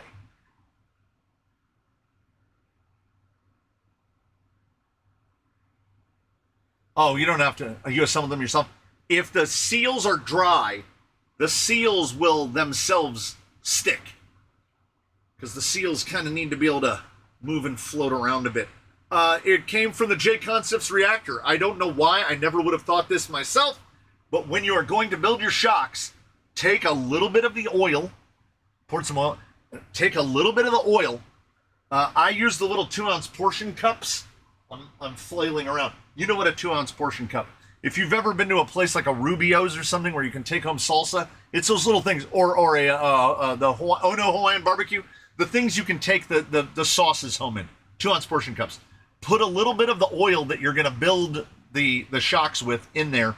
Take all 8 of your seals, throw them in there. Let them soak for a little bit. It works. It absolutely works. You can make your shocks so smooth and silky, and they just stay that way.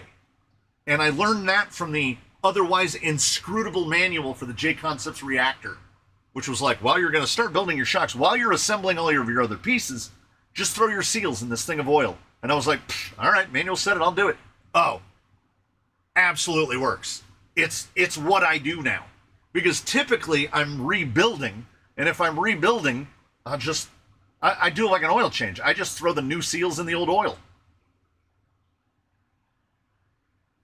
J-Concepts have new wheels and such for the lunchbox. Does Mr. C own a lunchbox? I don't. I haven't had a Tamiya in a good while. I got a muscle infection on my big middle toe from getting stepped on when I was 14. It took about 10 years before gaining function on that toe again. It killed the muscle for a decade. That's not great. I would vote against that. 91-9 out of 76 votes, 9%. Yeah. I should have done ice cream is the best. Yes, no. We shouldn't have to deal with all of his shenanigans. Some of his shenanigans are not winky.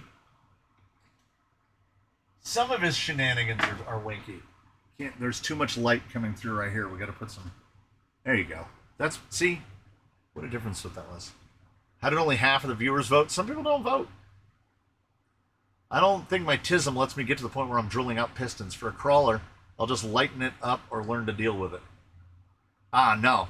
Shock tuning is arguably as important as anything else. Not wanting to tune a shock, other than the mess of it, is like not wanting to change a pinion because your rig is too slow or too fast. It's all part of it. Or just continue to buy Traxxas GTS because they tend not to need much. My favorite is chocolate peanut butter. Well, my favorite is cappuccino gelato, but it's a little harder to get a hold of.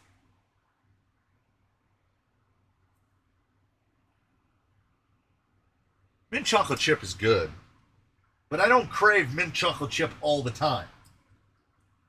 I could eat chocolate peanut butter every day. Have you seen a copy of the Deluxe Fargo Trans? I want to put one in my cage. It's got ears on the sides. The only one I've seen, RC 4-wheel drive has a gearbox that mounts like that. I don't know if I've seen a clone Fargo. Well, no, I have not seen a clone Fargo. You said I was the only one who will say no. I didn't take into account the internet, where, like in the last one, they got the pull. I'm surprised that they all didn't band together and make it 50-50, because that's what you have to take into account. And I'm going to call him by his government name, Charles. Listen, Charles. If the internet was on your side, that poll would have ended 50-50, but it didn't. It ended 91-9. 91-9 is losing. You can't come back from 91-9. Can't be the mint chocolate chip with the giant chunks of chocolate, though. No, it has to be. No. If it's mint chocolate chip and it has like all natural giant chunks of chocolate in it, get out of here with that. The best was the Thrifty ice cream that had the tiniest little, like, as soon as the chocolate hit your mouth, it just melted. That's how mint chocolate chip, and chocolate chip by extension. Any ice cream that has a chocolate chip in it should be just the dust. It should be like flaky chocolate dust that it melts immediately, because if you freeze chocolate, it becomes hard and unfun. Is there a particular budget FMM that you recommend? I recommend running whatever fits in the chassis, and unfortunately, when you buy the Creeper T and the FMM combo that come together, they made their FMM like 67 millimeters wide, which is way too narrow. So you either have to put spacers on it or figure out how you're going to do the chassis down. I use the Creeper T's all the time. I use the Creeper T's so much that I don't have a lot of them, but let me see if I can find all of them. How many Creeper T's are you running?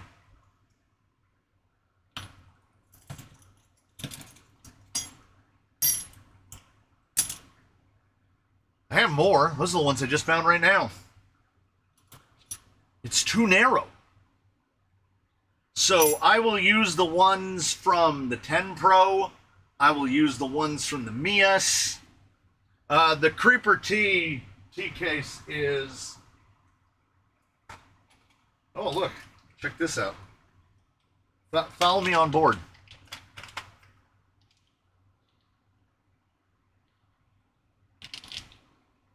I got a purple one. Got a silver one. Why are there no blue ones? Why is there no blue stuff? Why is it always like... I think they do black too. Well, obviously they do black, but I think I've used all the black transfer cases are in use. I put like 65 weight into my GTS shocks and still seems like they're too fast compared to my 2-mod. These guys are at 27. Am I doing something wrong with the GTS? 65 weight in a GTS should stop it entirely.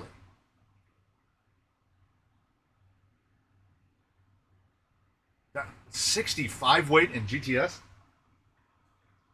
They come 300 CST, which, as you know, is 27.5 weight.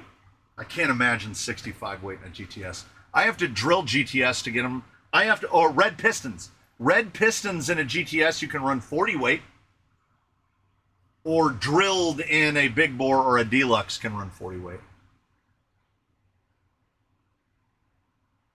I've de-anodized parts and used lacquer paints with clear, and it worked pretty well if you want different color stuff. Yeah, I just prefer everything to be black and silver, honestly. It's like modern cars. The number of instances where I'm like, man, I'd really like some different wacky colors. I guess I don't build that thematically, typically. It's not, it's not a deal breaker.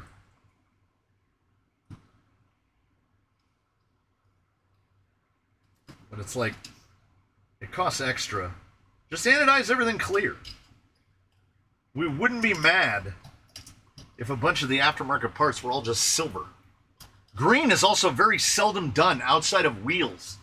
I did buy more from the clearance bin. Some STRC for 10 Pro. And they're pretty, I'd say those are pretty darn close. Maybe anodized in the same batch. Can't say for sure. Soylent Green is silicone inserts. That's true. They didn't mention it in the movie. It's true. It seems like the cheapest dye to anodize things has got to be red. They love red. We're just going to anodize everything red.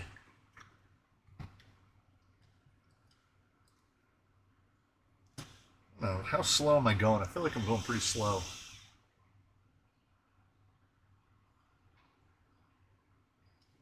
My energy level is lower even than usual. Good old resale red. I loved STRC back in the Slash days.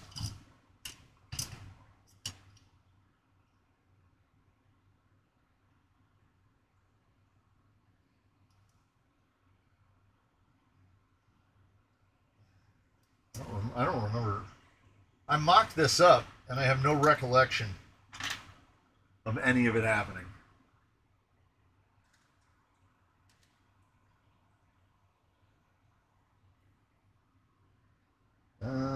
Yeah, we'll go. Okay, I did not put a gnut on that.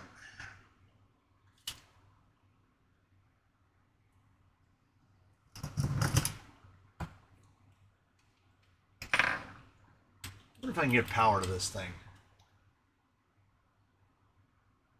10 BL80 with a big block. Recently made this change to one of my trucks, and I can say I'm a fan. I used to say I'm not recommending that anyone go out and buy brushed, right? Brushed is dead. Brushed is dead, long live brushed. But everything is slowly but surely getting more expensive.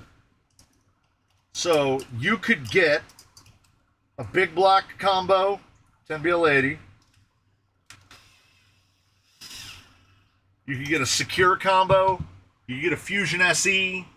You could get Gecko 3660, all like right about the same price.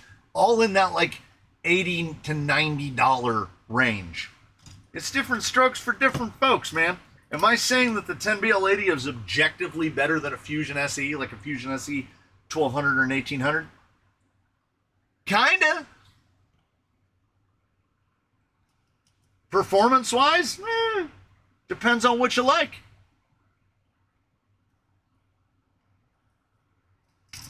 Is it as simple, no-brainer of an operation as an SE? Well, no. That's why there's a lot more SEs here than there are 10BL80s with brush motors on them. I want to see a 10BL80 with a Titan 775 on 4S. This guy's going to be 4S. Because that's a 20-turn.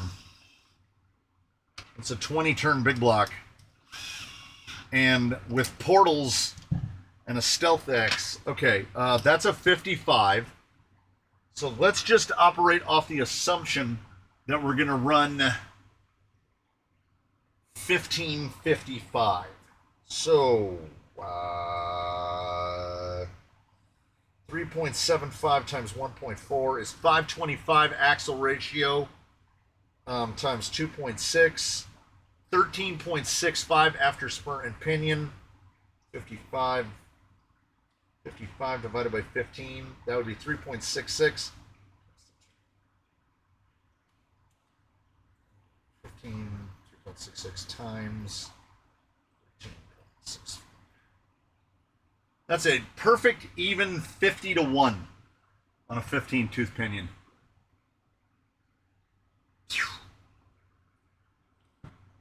Ought to be good. We ought to have no problemos.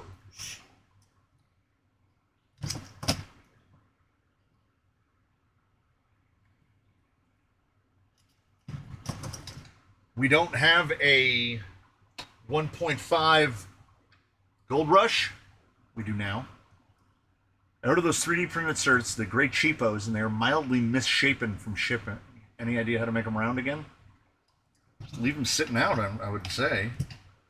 I wouldn't try putting them too much heat on them.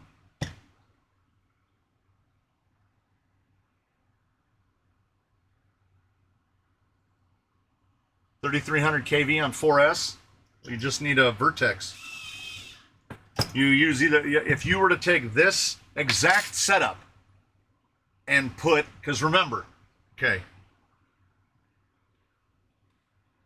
55 tooth spur, 15 tooth pinion, it's 366, times that by the 2.6 of the internal ratio, we got 953 out of the box, right? And then we, so to the front axle, in your, you like the ant crawling on my hand? In the front Vertex axle would be 99 to 1. You could easily run that 3300 on 4S.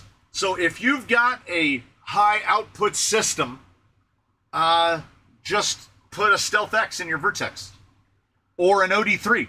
OD3 would even be lower ratio. Even low. You can get 14.3 to 1 out. If you run the smallest pinion in an OD3, I want to say it's 14 point, I think it's 14.35. So that would be 10.375 of the front axle, 149 to 1. You'd be screaming. Like you'd be at a point where the motor, like you couldn't spin that motor fast enough.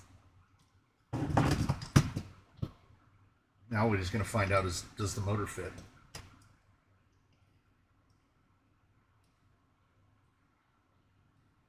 I mean, it will. But I'm going to have to remove the gear. Where'd that nut come from? Bonus nut. With 3,300 on 4S to 99.1 get very hot. It depends. That's a lot of mechanical advantage. So the motor itself isn't going to see a lot of load. It's just going to have to spin potentially, maybe, possibly faster than it wants to. Motors have a reasonably limited, comfortable RPM range. And when you're getting into this notion of 100 to 1 plus gear ratios, efficiency is going to go right out the window because you're going to spend a lot of time at an RPM that is outside the comfort zone of the motor.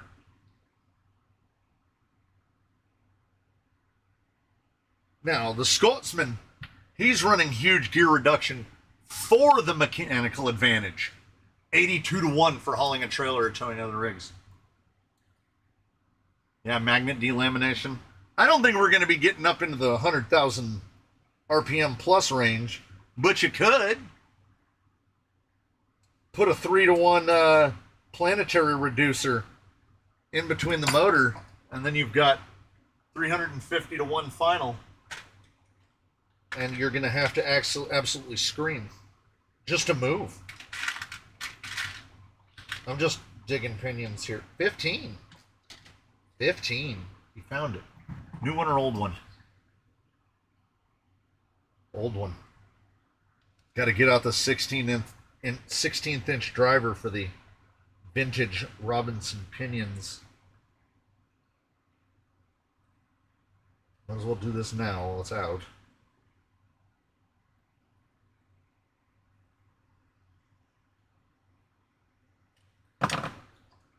$15.55 should be a pretty good mesh. We will adjust accordingly. Rule of thumb for Go Fast trucks is 50,000 RPM max. So that's a 55k RPM, ideally a 3S motor.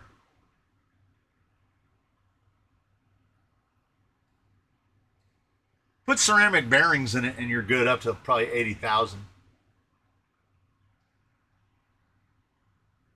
Metal spur gear and pinion on a 4S, no problem on my Element. I originally stripped the plastic spur gear. Yeah.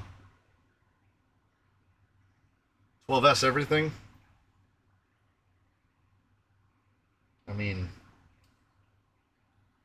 so some dude, I think just about a week ago, broke the record.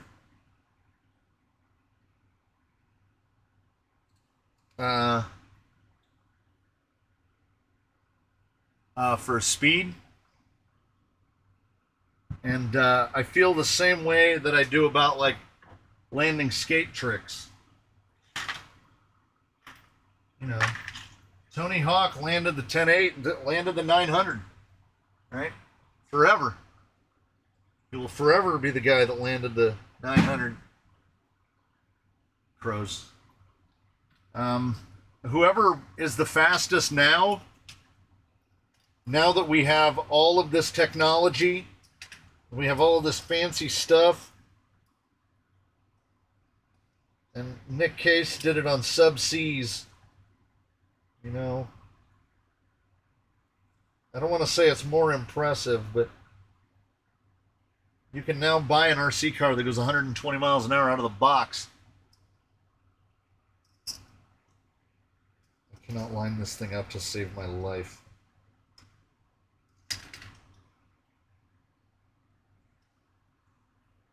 I really did not want to unbolt this.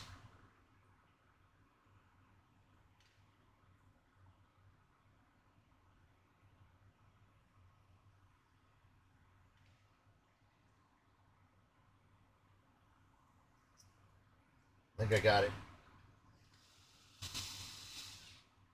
Got it.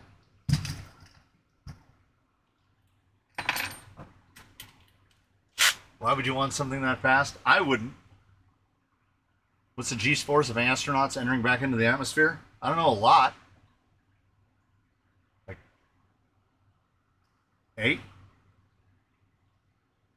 I was going to get a TTO2 and my wife asked me where would I drive it. Don't you hate it when they hit you with logic? As I glance over the shoulder at my drift car that's been sitting on a skid for a year.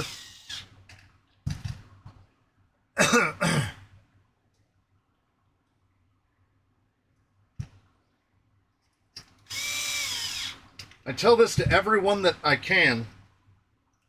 They sell an RC car that'll go 100 miles an hour out of the box because there's a large group of people that out there that think that they want to go 100 miles an hour. They think that they want to go 100 miles an hour. They don't want to go 100 miles an hour. Much less 120. 120 miles an hour is 176 feet per second. Meaning it covers more than a football field plus the end zones in 2 seconds. So by the time you see it coming at you, when you swivel your head to look this way, it's already the better part of a football field away from you. It requires a faith in technology that I don't think that I have, because you have to assume nothing is going to go wrong, because if it does go wrong, you won't even get to witness it. By the time it goes wrong, it will have already gone wrong.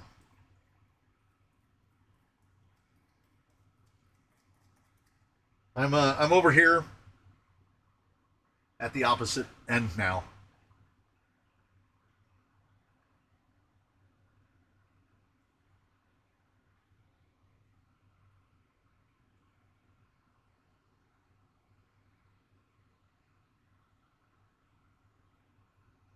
Yeah, 65 weight is crazy.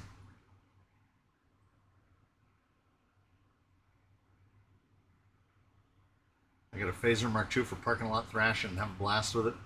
Every parking lot we used to go to drive around and they'd throw us out. Now, admittedly, we were youths then. Maybe you get kicked out less often if you're a fogey, you know. They don't kick out the elderly.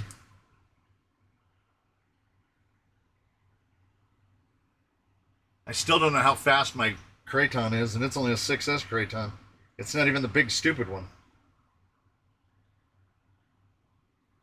I intentionally detuned my Limitless so it'll only go 70 miles an hour. I put the biggest spur that will fit and the smallest pinion that will fit, and it'll still do 70 miles an hour on 6S.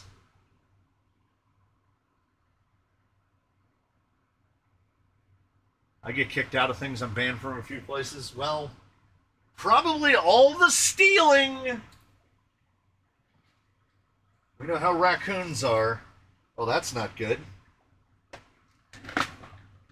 How many spring cups? 3. 4 would be great. 4 is a nice round number. Did one of them escape? Is one of them still attached to a shock, which we can steal it from? I'm gonna need cups too. Got purple cups.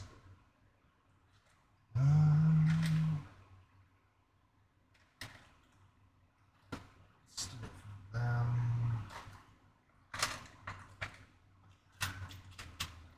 Does anybody need any pieces for 2 mods? I'm tired of storing them.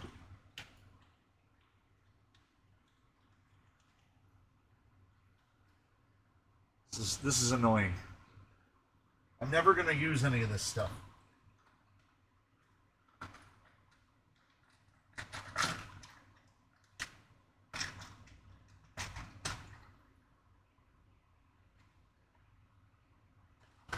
Do I not have... Okay, I've definitely already stolen cups from a number of shocks.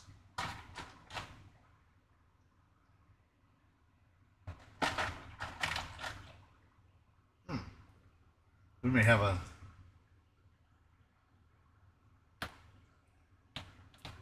I think we just saved us some labor. Mostly because I can't find the rest of the spring cups. Blues all around? Blues all around! This going from the man who has how many steel spurs he'll never use? I'm going to weld them together into like a sculpture. Mark my words. This'll happen. Can't throw them away. What if I need them? What if I need them for something? Just ridiculous. The assumption that I would just throw something away simply because I'm never going to use it. One thing fast bashers have taught me, I really like going slow. I didn't think I was going to like it. Turns out it's pretty great. As it turns out, how does one going about giving a gift membership in here? You know, I don't know. I don't know. I think it's next to the chat thing. There should be a little. Uh-oh. Oh no. This Okay, we're gonna ruin the whole thing.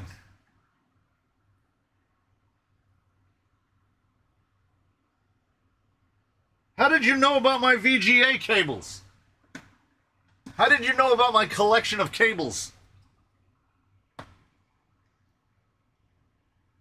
I don't just have those.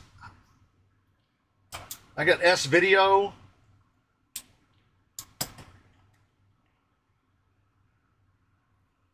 I got all the cables that I'll never use.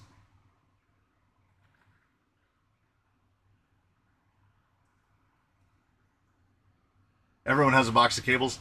I have a whole, like, I have a whole section dedicated to cables. I feel like every guy has a collection of cables that just sits there. 100%. What if I need them later?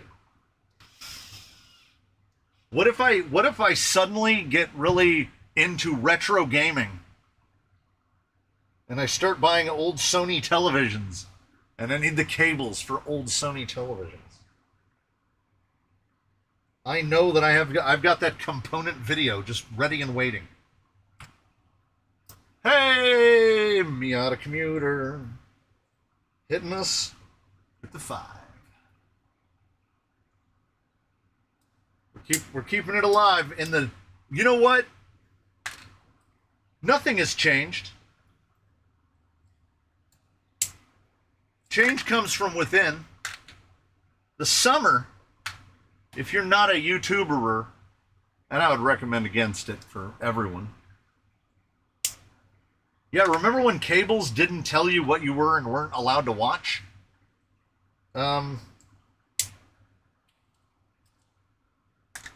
They won't stream. I can't stream HD when I'm watching Hulu on my desktop because they're afraid I'm going to try to screen record it.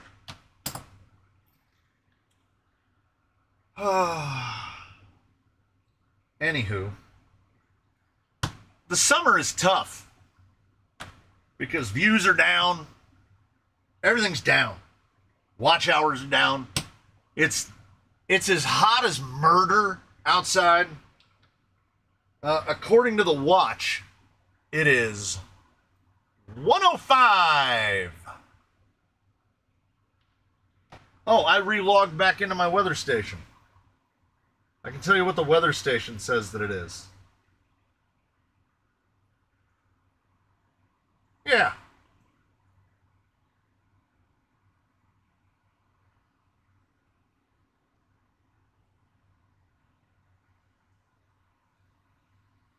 Anybody wanna pop by? About 20 minutes ago, we hit 14% humidity and a high of 112. Woo! Woo! You're not selling me on Best Coast with 8748. You can miss me with that nonsense. That second number should never be over 20. That sounds like a desert. This is 100% a desert, yes. 90 degrees, 85% humidity. It's 58% humidity in here, and that is all generated. My R2D2 is running out of water. There are 2 evaporative coolers running right now. A big one and a little one, and the little one is blowing up my feet. And it's how I keep going.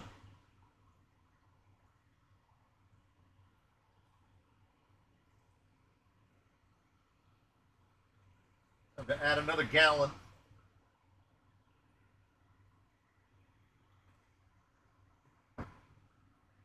I gotta say, I knew that the humidity was way down outside because the coolers are working great. It's 110 outside and it's 80 in here. So if we're rocking minus 30, we're doing pretty good. Hopefully none of these other ones are loose. Dang it, Crushinator.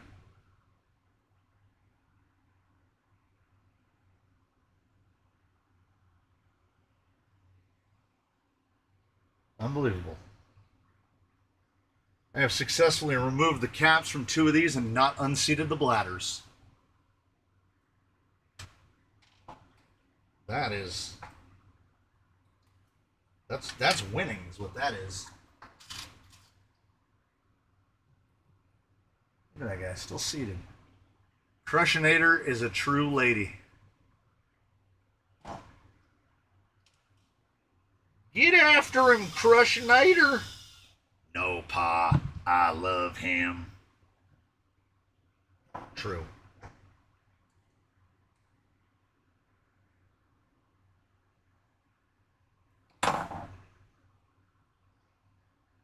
Da-da-da-da.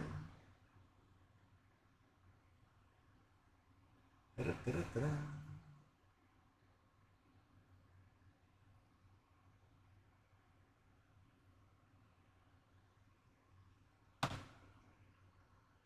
This saved 5 minutes of work. Oh my God. It's another one. These were on something before. I don't think I'm going to get lucky a third time. Oh, that for a built by an idiot. Those are well built by an idiot. How did Harley Quinn do on the rocks? Couldn't tell you. I'll be able to tell you after tomorrow.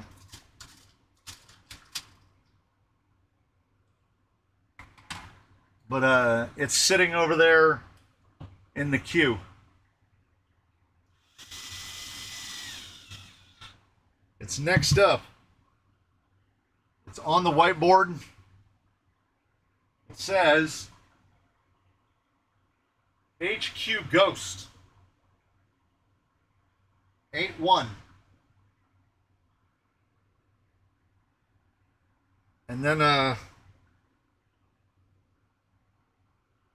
turn it over to the kid for paint. And then it'll get another run. And then it will head across the country at undoubtedly great expense.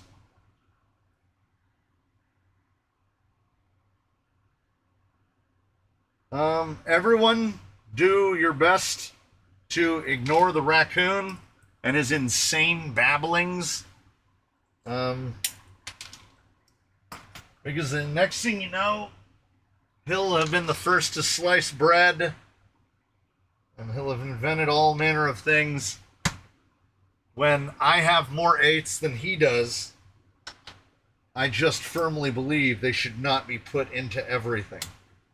They get in where they fit in, and I do have an application where the 8 SE is possibly perfect, very nearly perfect. But the use case scenario of it is one that I cannot imagine anyone else doing. I can't imagine anyone else in a scenario where they do what I do every Tuesday morning.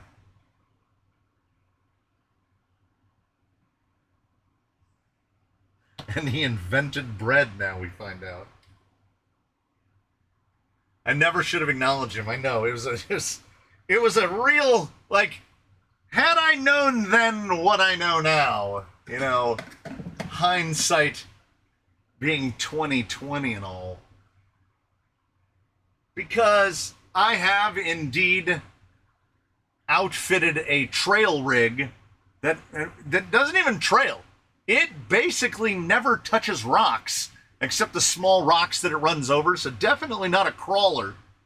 It spends long periods at high speed, and it has been fitted with an 8.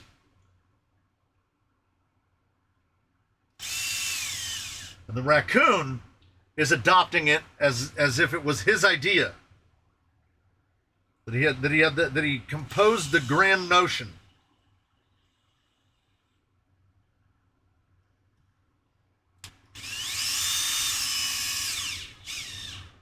What he is neglecting to take into account is that I had a TRX-4 with a 4268 censored buggy motor in it, which was a 3,500 watt motor. That's why I didn't run it on 4S, because I didn't want to make 3,500 watts. That has since been replaced with a Fusion 8 as well. But it's not something I would actively recommend to people. I always put a Fusion 8 in things not my fault. It took this long to listen. But I've had Fusion 8. Okay, see, this is where we like, I'm not trying to deny the mad innovations of the raccoon. But what I'm trying to say is that I'm pretty sure that I've had all my Fusion 8s longer than you've had yours. Like, it wasn't like a revolutionary idea to put that in there. It is a near perfect fit on a Stealth XF. I will absolutely say that. How many of you need it? Probably 0. I built a 10.3 not Basecamp Beams Baja truck. Hell yeah. Is it an absolute donut machine?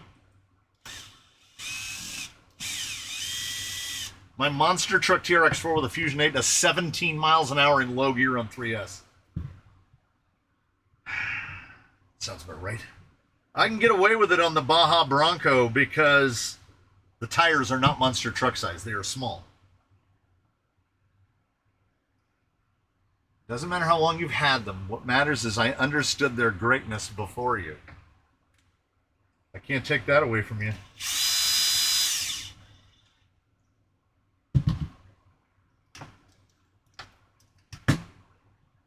But now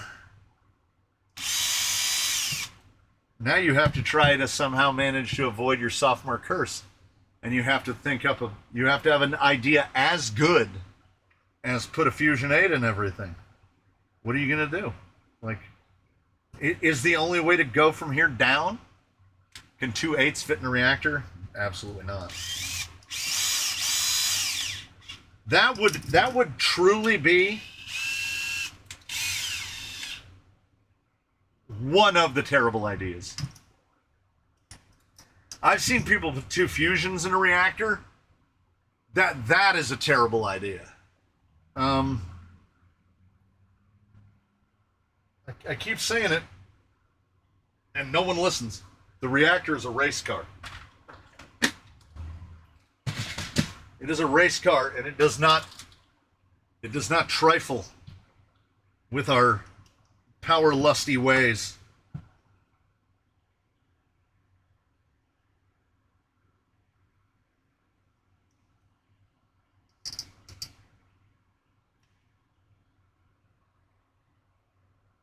You know what that's going to be? Pretty close.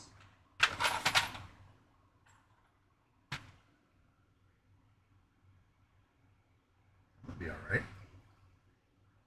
That'll be all right. I'm here. Sorry I'm late, he said.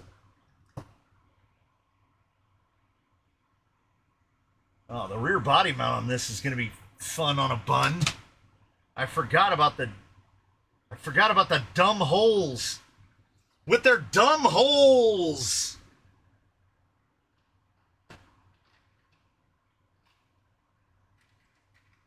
Try one of these. 20 might be a smidge long.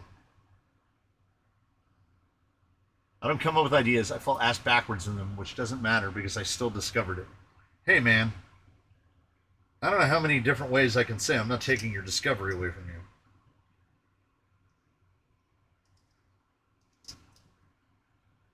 I'm gonna go right there. It's random. It's arbitrarily chosen.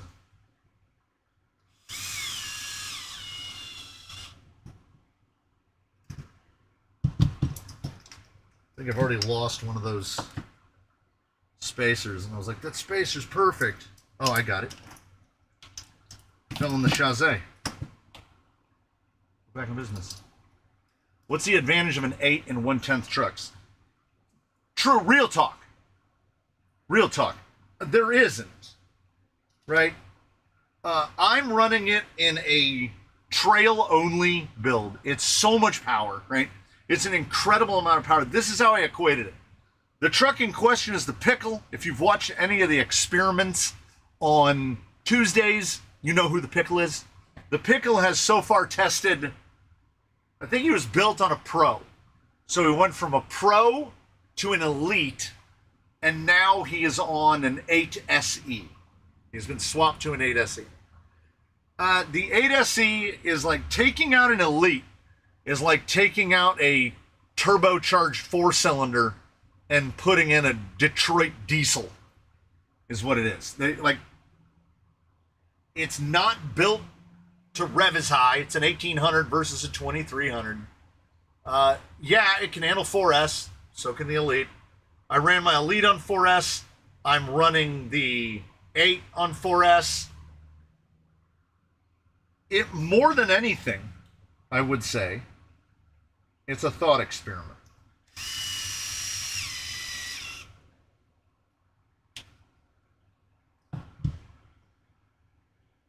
We need a bumper.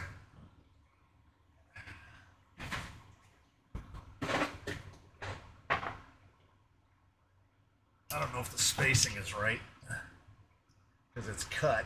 I'm gonna have to drill another hole in the chassis, I think. That's fine though. That's fine. I'll just put a delete on for now. And I will drill a bonus hole later. I forgot that these rails had been cut. Had to run errands all day, but I'm here now. Any chance of a 555 slot brushed in the pickle? Find me not if it's some $20 Amazon crap. Because if it is, it will be exactly that. I run brushed motors here. I don't run any brush motor that isn't a Surpass big block. This is all I run. The Surpass rockets. There's no point in trifling with anything else, as far as in my opinion. I want a brushed motor that feels smooth, powerful.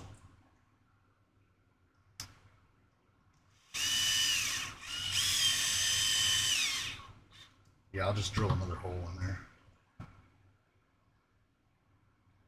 That's pretty okay. Feels nice. Sitting good. Sitting good. Now, we have to figure out some kind of body attachment solution here for the front. We are indeed going to have a body. This thing was very short. Take the motor out of your Bosch and put it in the pickle. That would just be a tiny little brushed guy.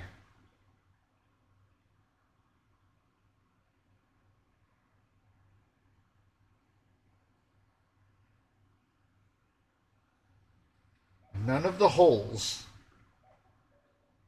line up just right. Oh, what about 10 Pro mounts?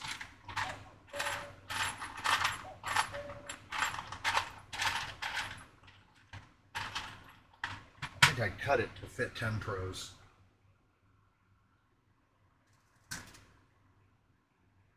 Get a DSM 3D printed bed. Oh, this is getting a full body. This is class 1.5.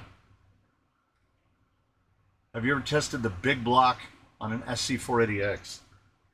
You know, that had honestly never occurred to me.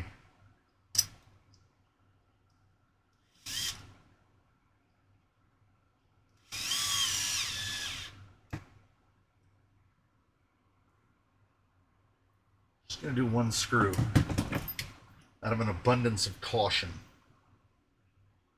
I remember I cut the chassis to fit these, yes. I never know. Those might want to go to the outsides of the rails. I think we need 18s. Hey! The man from Tennessee with the 5. Hey, you got the man from Tennessee hit the man from Oklahoma. Look how green that chat is.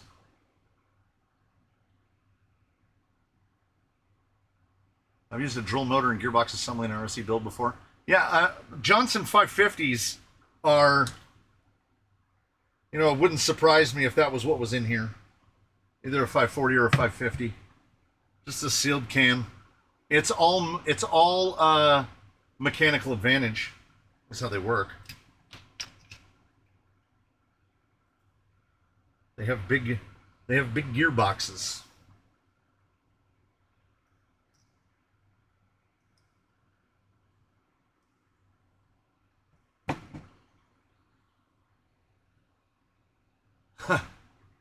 Is the guy that prefers Reedy's to Fusions in here? Oh, that'd be amazing. Because I want to ask him the one question. The simplest, most straightforward question. Which Reedy? Because I think many of us are assuming, Reedy crawler, real garbage. The Radon motors there's nothing wrong with them other than the fact that they're struck with an enormous Reedy tax. It's just a surpass motor. It's a 3-slot surpass. It's absolutely fine. There's nothing wrong with that. The only thing wrong with it is paying the Reedy price for it, not just buying the surpass version. Or an Injora.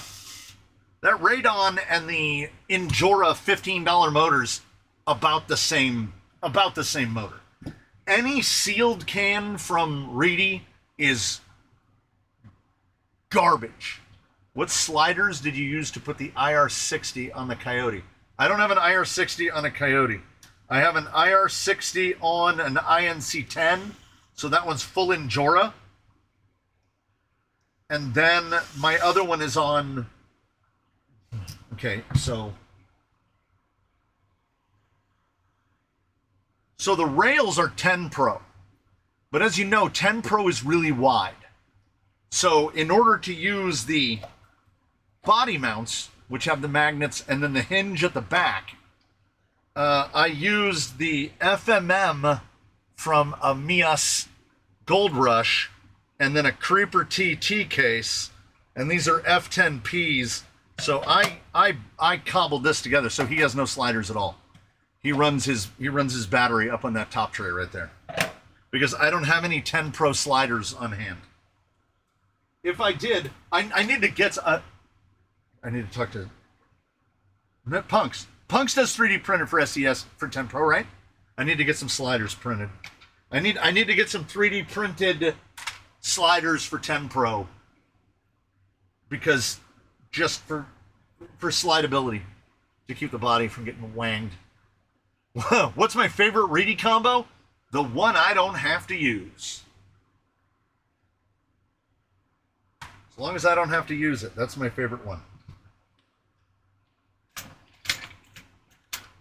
I've tried all of the speed controls, I think. I tried the 500X, SCX 400, SC480X.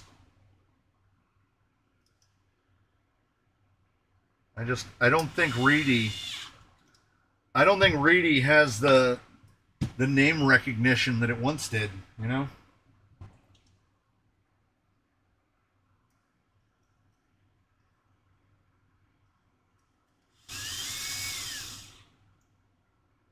I don't know who's paying extra money for a Reedy motor.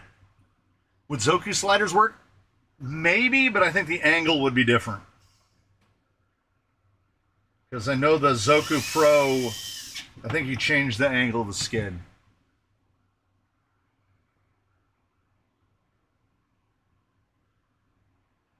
Reedy the world, man. Reedy the whole world.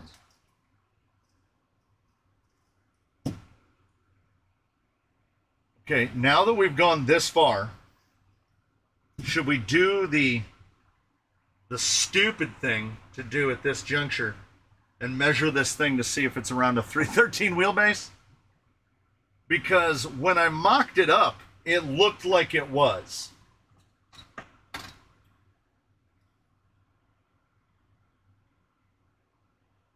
Nah. Nah. Oh, Mr. Hurley reminded me. Ladies and gentlemen of the jury, ladies and gentlemen present today in the courtroom, this is a Furatech Komodo Unity 10 2810 1800 kV. You'll notice that it is in remarkably clean condition. This is a power plant that I would actively recommend that no one buy. Don't buy this. Small spoiler to an upcoming video. I would, as of this occurrence right now, as of what's happening right now, I would not recommend you buy any Furatech powertrain product. No ESCs, certainly no combo units. Just don't.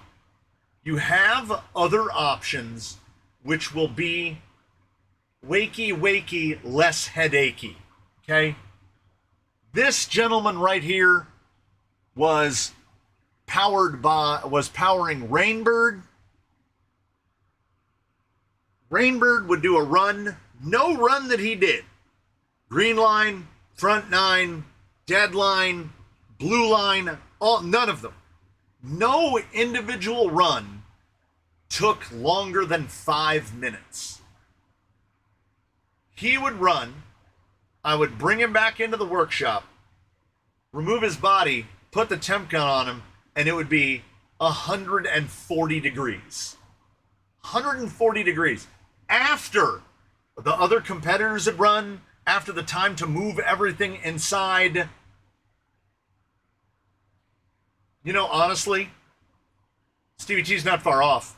Nowadays, unless you want something very specific, and my recommendation is still, if it's going to be an outrunner, it's going to be a secure 70 or 120, whichever one is cheaper, and it is going to be either the secure 3625 1800, or you could do one of the Hobby Wing outers, depending on what the pricing is on any given day, or my premium option is the Rhino S12. Not the S20, the S12. I have a number of S20s. The S20s scream. They absolutely scream. At a certain point of the throttle band, they will get into a harmonic that just cuts like a knife right into your head. It just makes your whole head resonate. But if you buy a 10BL80, this is maybe my standalone ESC outright recommendation. You buy yourself a 10BL80 because it can run an in-runner, it can run an outrunner, and it can run a brush motor. What more do you want? I don't particularly care for it as a brush controller. I don't as an outrunner controller. I don't have a 10BL80 running an outrunner. All of my 10BL80s run brush motors. That's a me thing.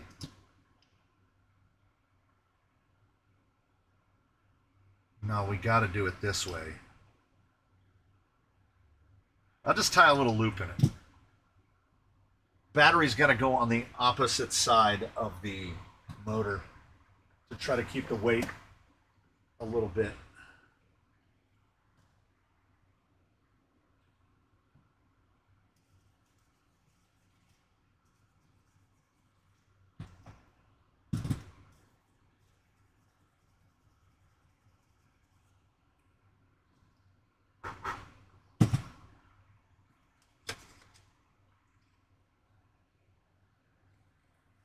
Also, I don't think I'm running anything. I think one rig has got a 45 in it. And I don't run anything. Well, I don't know. What is a 5-slot 20-turn equivalent out to in a 3-slot? This would be the slowest motor that I run. But I only run them on 4S. Flash Hobby 60kg, how are these supposed to be wired? So, if you don't have it yet, you're going to put a JST plug just like that. And then you're going to plug the JST into that. Positive, positive, negative, negative.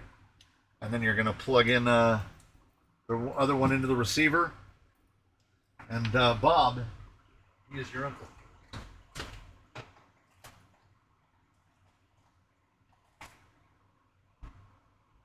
You still have your G1 I think I have one left.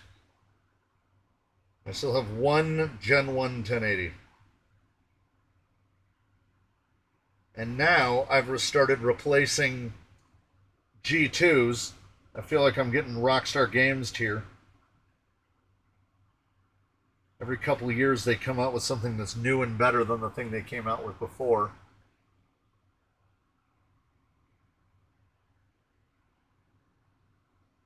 So now I'm slowly going to 10 BL80s instead of 1080s. Mostly for the 4S. Some for, I think the programming, the electronics is a bit better. The low. I remember I did the test when I did 1080 versus G2, and I stand by. I still think that the average person, there's really no point in upgrading. If you have one, just run that one, you know. But if you run them all day long, you start to notice the differences. Did you follow your 40 weight on everything rule, or did you make the piston holes bigger and use letter weight all?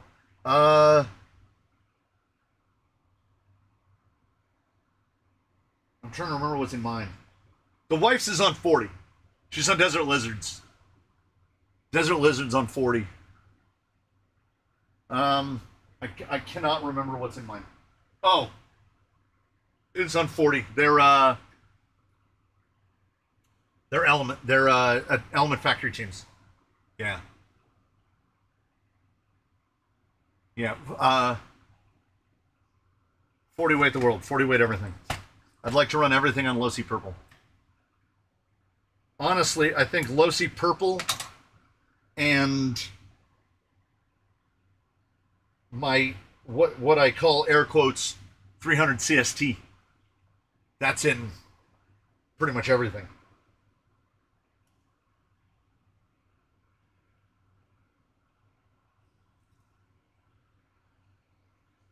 I'm gonna put this foolhardily right like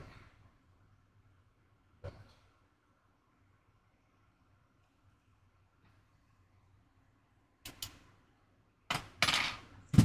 Amazon shipped me the caseless radio link receivers.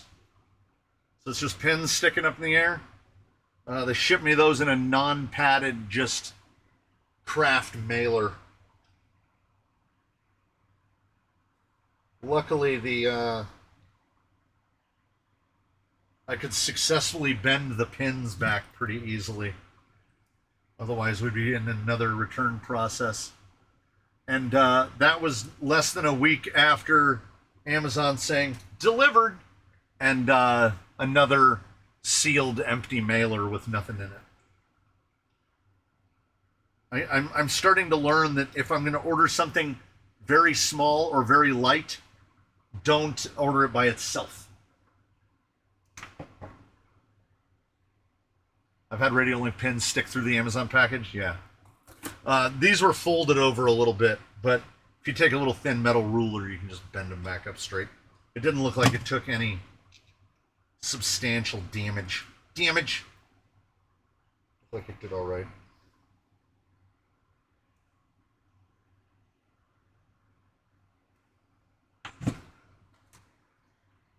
Forgive my memory. Is this one new, rebuild, or 1.5, or basically reboot to 1.5? Because this,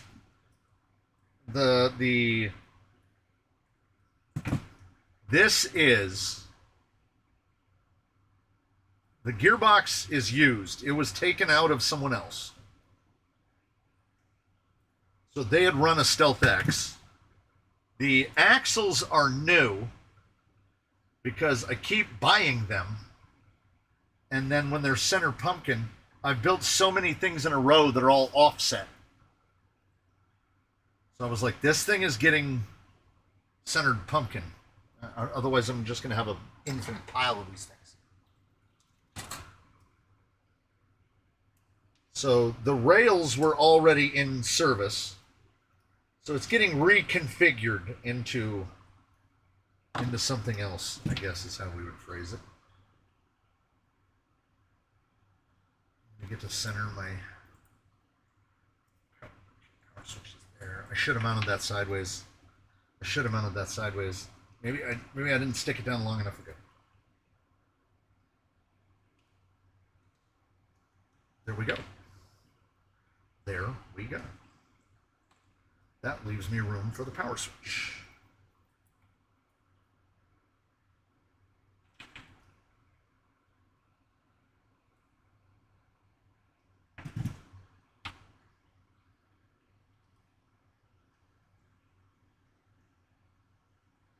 I stand in just the right spot, the cold air hits me right in the leg. It's delightful.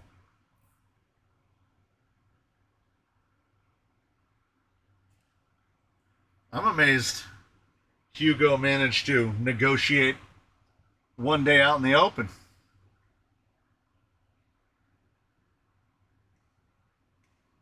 Is it easy to fit that Stealth X in the Mias chassis? What center skid are you running? The skid is just Amazon generic. And the only considerations that you have to make are that some of your holes, link mounting holes, are now off limits because of this. I believe the only reason it fits is because this particular Amazonian skid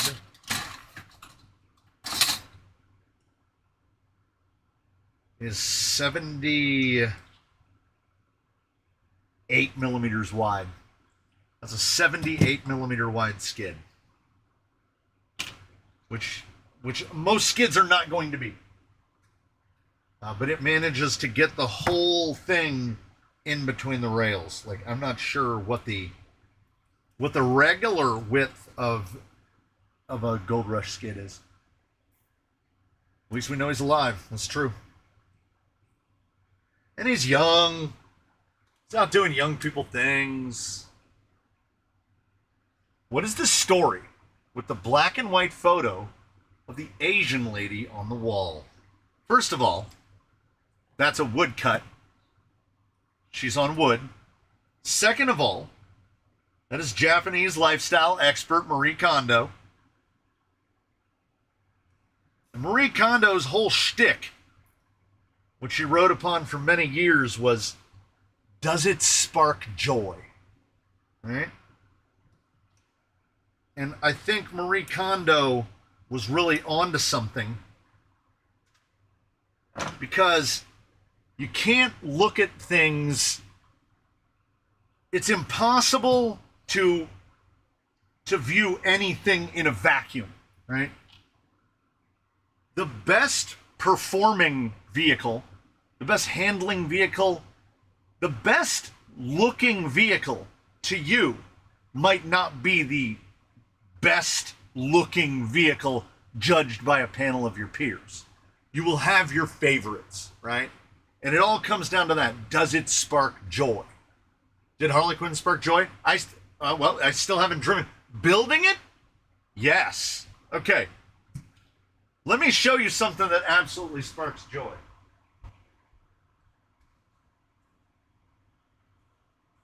Because you know I had the time to get it ready. To get it ready to run. We mostly just need this so that the raccoon can see it again. We've gotten the, oh, look across that angle right there.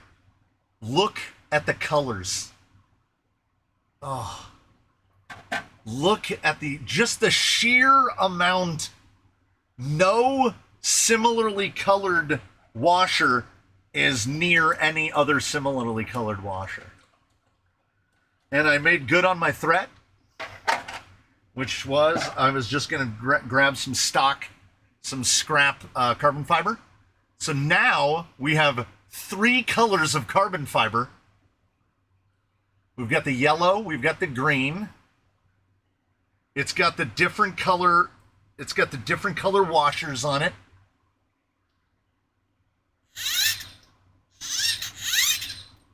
It's so good.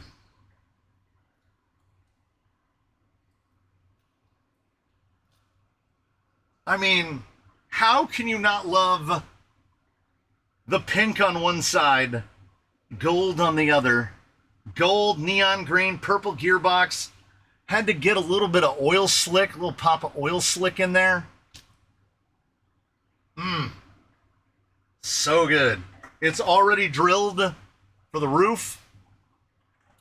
This fits on an absolute treat.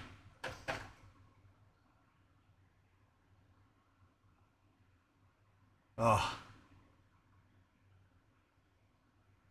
I told the kid, I said, a simple artist's brief, which is ice cream paint job. I said it's got to have jimmies on it and sprinkles, and it's got to have the drizzle. Oh man, it's gonna be amazing. It's very light. I don't know if you can tell. It's very light. Yeah, the Harley Quinn, all the colors. Oh, it catches the light just right. I like their bumpers. Nice little flat bumpers. I might honestly, the temptation to steal the rear one is really high and reuse it as a front bumper on something else and put a VRD bumper on the back, because the VRD bumpers are great, are excellent handles. And honestly, this is not a very good handle. It doesn't feel nice.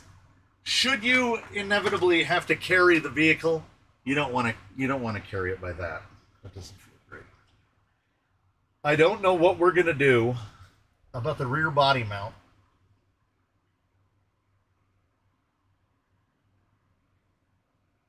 Well, here's what we're gonna do. Here's what we're gonna do. I'm gonna find a battery that has some charge in it. This 1500. As I said, this guy as a runner is gonna be 4S. Yeah, these are not the worst to carry by, but they're not the best either. The best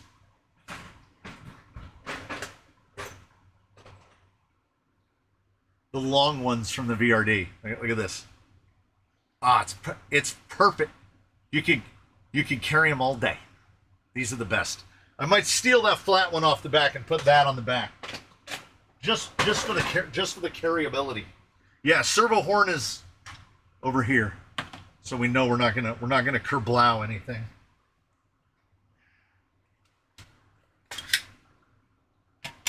Patarazis.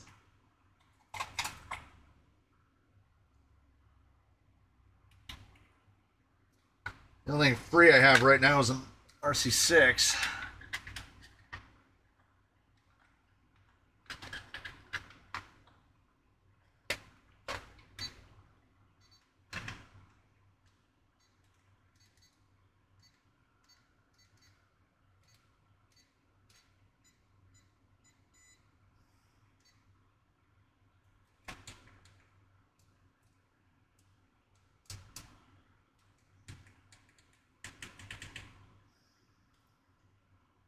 What is Channel 3 slaved to? Oh, it's VR. Got it. Got it! Oh. Gonna make sure to reverse.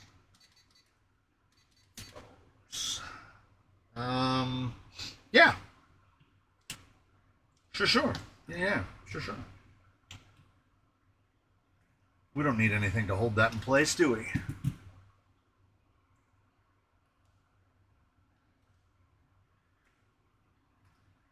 Probably pair these, huh? Oh, wait, we can turn ID seat on while we're at it.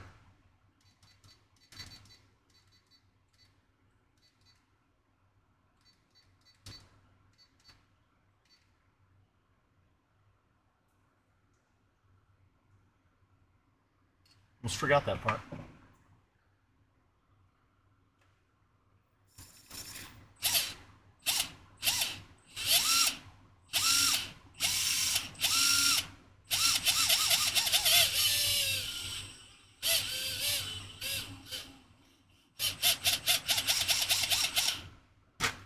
Wow.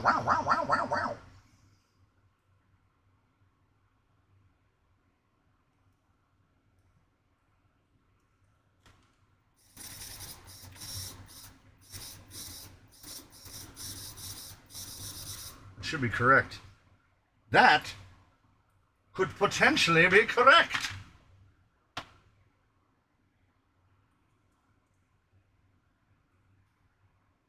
I just got a new radio link receiver and forgot to turn off the gyro. I've never done that. I would never do that.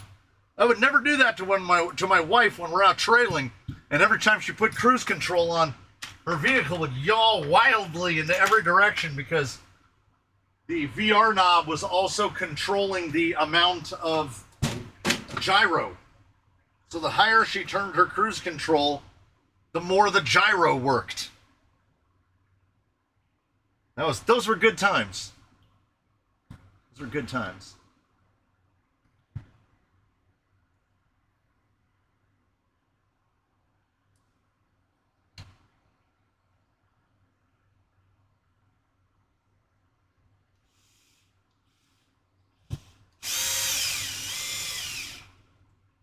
I like when the tip of the screw just goes right through and just gets you right in the tip of the finger.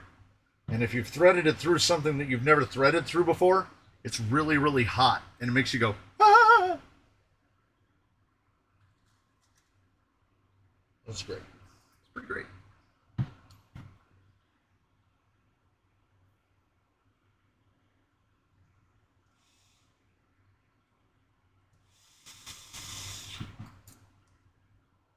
I'll give about a 10.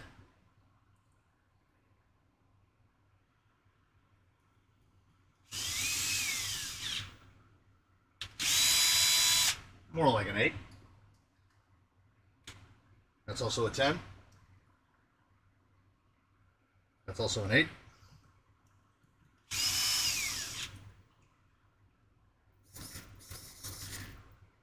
I had a 25. Just get another one. Lost that first one in record time. Is anything going to need a driver anytime soon that Gundam will work for? It's more about, like, I mean, I'd love to put drivers in everything, but it's more about, like, getting the fitment. How do we fit a driver in? I want to get the twins back in their rigs.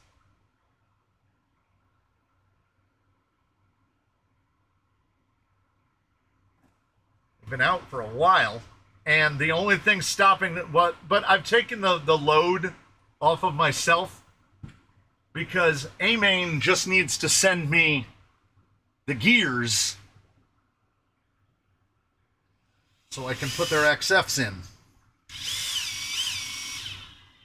Okay, that does not need to be a 25. That needs to be a 22. But we already put a 25 on it. Put a nut on there. Speaking of messing up your fingers, learn from me. Wear rubber gloves when using Bob Smith Industries Uncure. What did it do? What did it do? I'm always wearing welding gloves when I'm using the Uncure, so I don't know what it'll do. Chavs or drabs? Depends on how fancy you feel. Currently, the budget king are 2 mods. The XF is the gearbox from Element. This is the Stealth X. The XF is the laydown one. So the twins are supposed to have Stealth XFs because the XF has the absolute easiest motor change in the world. You take 4 screws out and a top cover comes out, and then you remove the whole motor plate with the motor, the pinion, the intermediate gear, everything. So you set your gear mesh in your hands. You set your gear mesh, and then you drop the motor in. So they do a lot of testing. So they're fitted with 10BL80s, so they could swap motors in 2 minutes. But because they're fitted with Stealth X's now, you gotta put the extension with the wobbler on it and get on the. With XFs, they'll be like zip, zip, zip, and then once it's an XF, I'm gonna build a little cradle with a seat in it for the driver, and they will both be identical, and then the driver will sit, because the motor is slightly offset on an XF, so the driver will sit right there. When I reconfigured them, they can't fit. Their driver figures don't fit anymore. I believe there's a fair chance that the BEC, when that 10BL80 is not turned up. And because Hobbywing won't give us a sticker for the program box, I was wearing leather gloves but it's soaked through and severely dried out my skin. My fingers look like plastic, no fingerprints. Couldn't feel anything. Skin was rock hard. Also, the black dye from the leather dyed my skin as well. So you look like you'd gotten terrible Victorian era frostbite.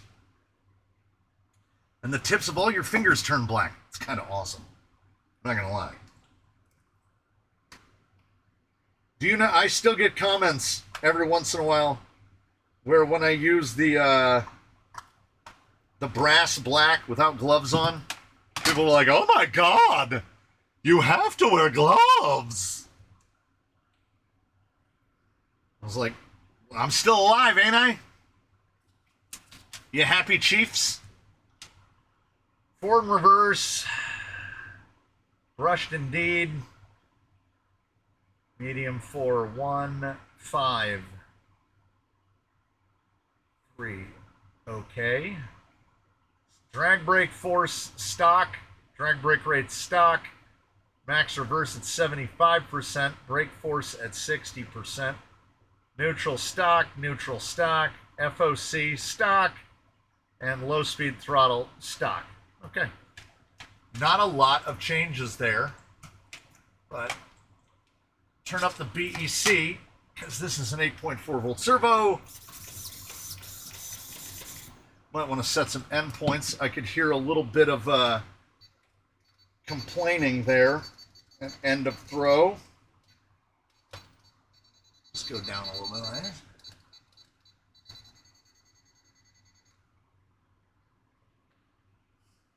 Did you get lucky and hook up another servo without the zero verifying it's right on? I've done it a couple times now, and like startlingly.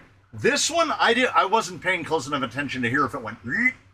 It shouldn't have. It should have been. And it's also crazier still. The horn is off, is clocked by just that little tiny amount. But look at the axle.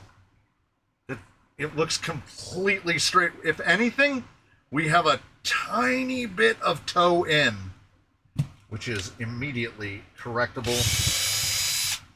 If I have the choice, I will run neutral. One turn should about fix that. I didn't think I was going to make this thing move today, to be honest. There's always something that jumps up.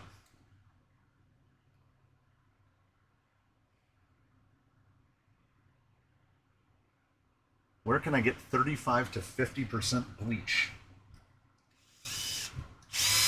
Isn't that when I asked a question in the Wheel on Wednesday about that little shack, hypochloric acid?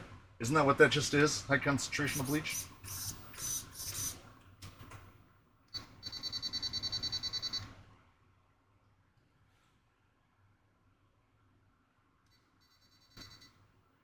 I have not. I did install doubles, but I have not ground the travel stops off of the axle.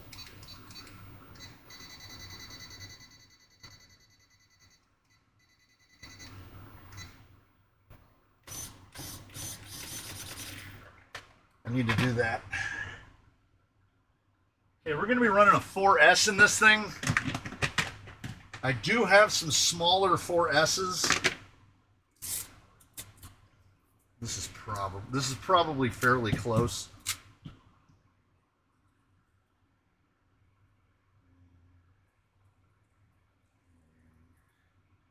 I want it to pull to the outside if possible.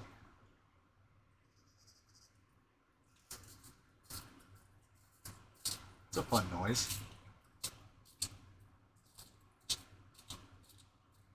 Well, the shocks on the Hurley Quinn match in that there are 4 of the same thing, because I dug through my on hands and I don't have enough bodies to make like 4 different bodies. So they are gold bodies with red spring cups and oil slick caps.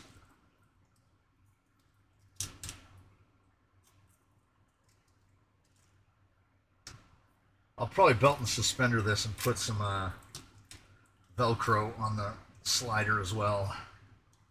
Although that's quite a nice. You know where that's going? It's not going anywhere.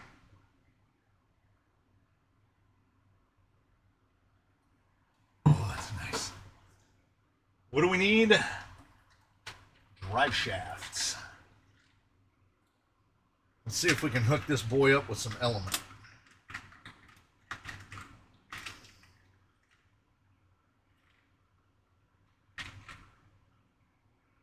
This element must have come in from someone. Pin just fell out of it. They're like 11.8 millimeter pins. Isn't there a chemical or some kind of substitute that you can dip your hands into and it'll give you like a glovey to do stuff? Then you can like peel it off. It's like second skin. That sounds amazing. Could you please measure the rails end to end? These are definitely cut. These are definitely cut. We're still class 2. 360. 360 end to end. Which if memory serves is a little short. I think they're usually a little bit longer than that. I mean, we're 360 on a 313 wheelbase.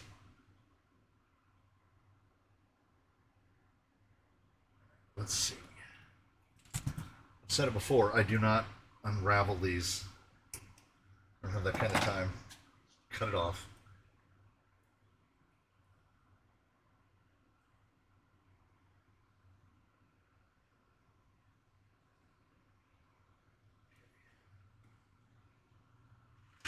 So we need the one piece longer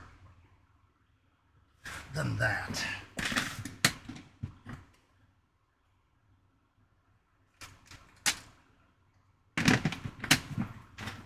I have not had. Mr. Truitt says that he's been having good luck with tattoo batteries. Normally 371. Oh, so it's probably had like one whole. Oh, doesn't it have like an angle on one end or both ends? I think just the angles are cut off probably, because that's not a huge amount of removal. Found this when I was cleaning this morning. Some element plastics.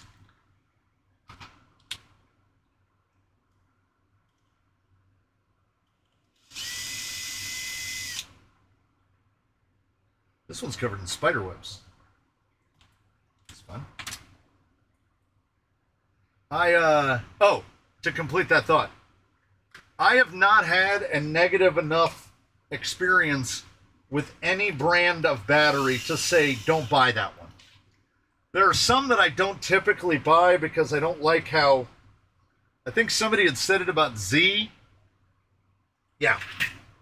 Z loves to do balance lead on one side, wires on the other. So you've got this.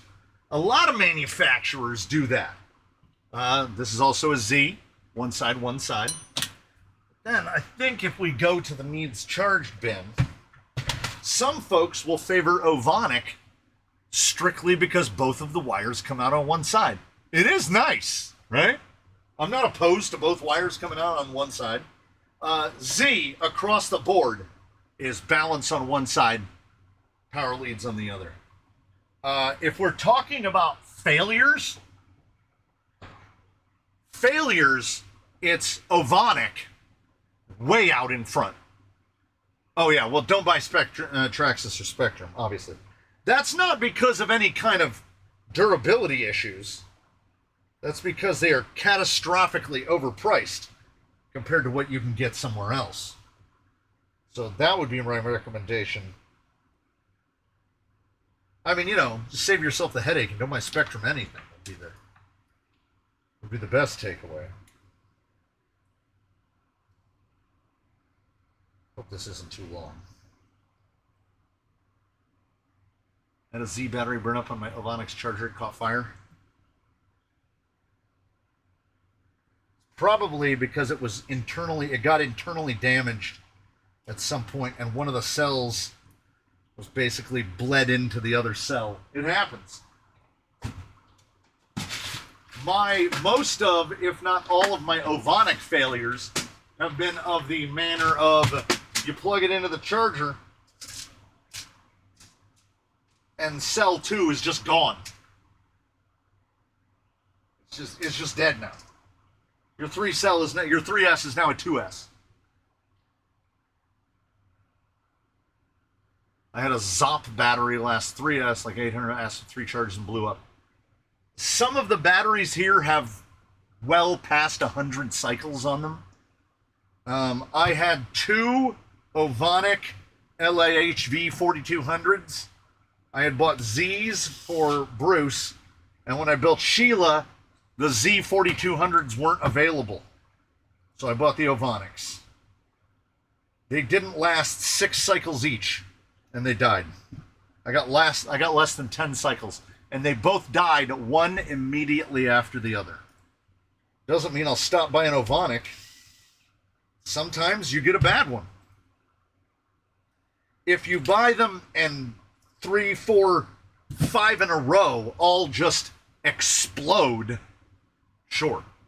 And, as someone is pointing out, Mr. Turner, when you're in go fast stuff, you do indeed have to be more selective, because you are placing much heavier demands. I don't know.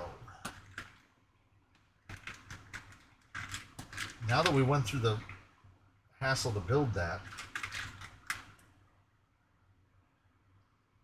I don't know if I can make one short enough. The front's not even that short. Well, you know what it'll be? It'll be fun.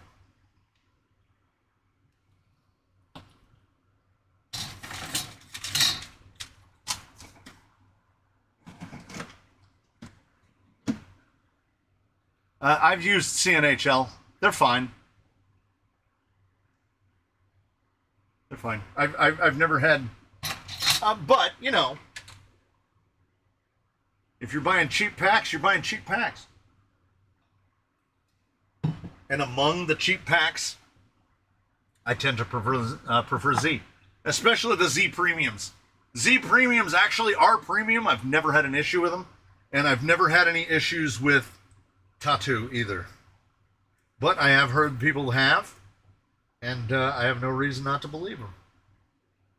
Looks like about 90 eye to eye, maybe a hair under 90. Yeah, that's too long.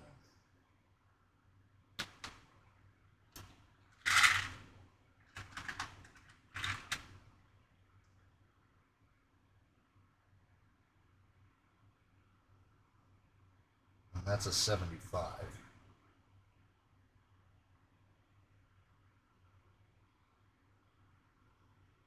That's an 80. My little homebrew short shaft that I made is a little too short, unfortunately.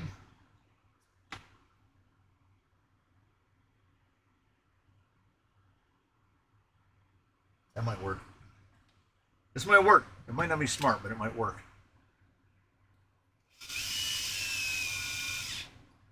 Yeah, I mean, across the board, I've had the worst luck with Ovonic, but when their batteries work, they do work. So.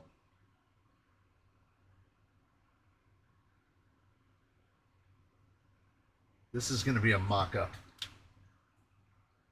This might be a hair too short for the application, or not.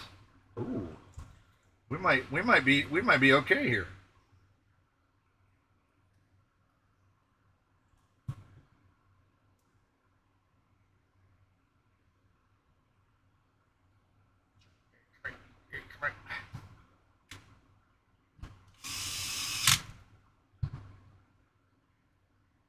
Elements seem to like the Mias. It doesn't look like I'm going to have to use any shimming on the pinions. Does that mean they can fly? Yes. Ovonic air packs, you have to keep them in a container, preferably with a lid or at least a zipper. Otherwise, they will fly away by themselves. So we've got this little weird guy. Look at this little weird guy. I made an ultra short. You know what it will? It'll work for right now. This drive shaft is attached to this end, but that's all of the drive shaft we've got. The differential between full droop and full compression is under 5 millimeters.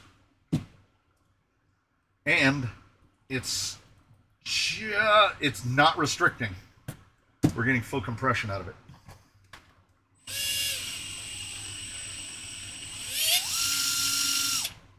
Oh no. Oh wait. Never mind. Hold on.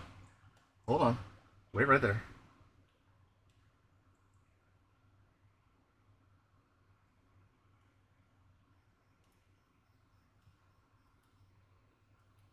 I can barely even hear it.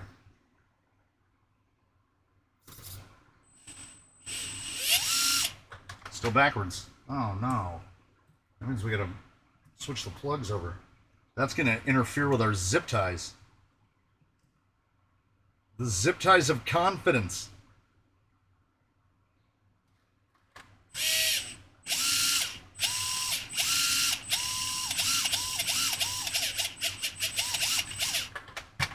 Woo, woo, woo. 313. 313 exactly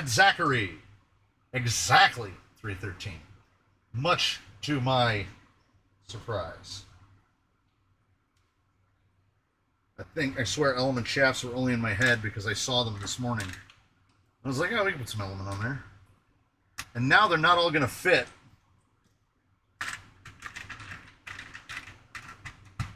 They're definitely not all going to fit.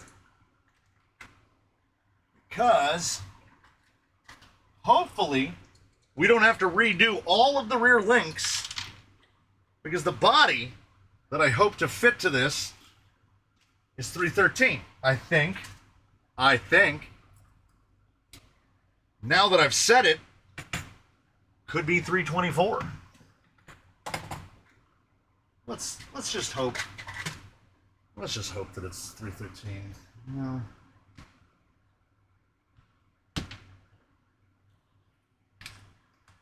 Now, through all of that wasted effort, we've got the track down to 230. So I think it's a little over 230. And a lot of thread to thread our wheels on. I do have a gear cover for this. It does not look like we will need it. There's no wires coming anywhere near that spinny bit. As long as the wires are out of the spinny bits, we're okay. It's going to look real narrow. Yeah, this would be at least the third thing these rails have been.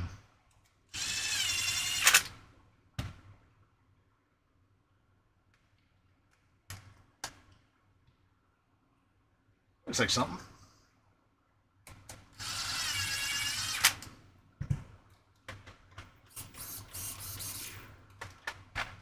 That is still slightly towed in. Slightly. Enough to fuss with it? Well, that I can't say.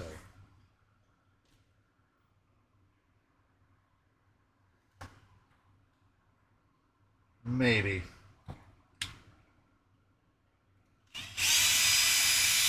Because actually the driver front looks pretty good.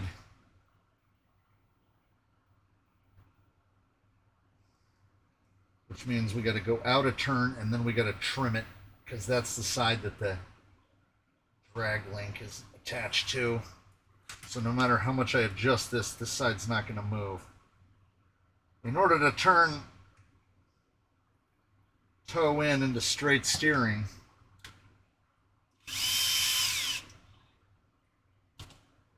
Yeah, there we go. There we go.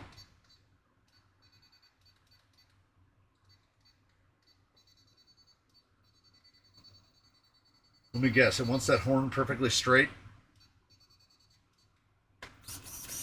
That's not a lot of trim. 12 points. 12 points.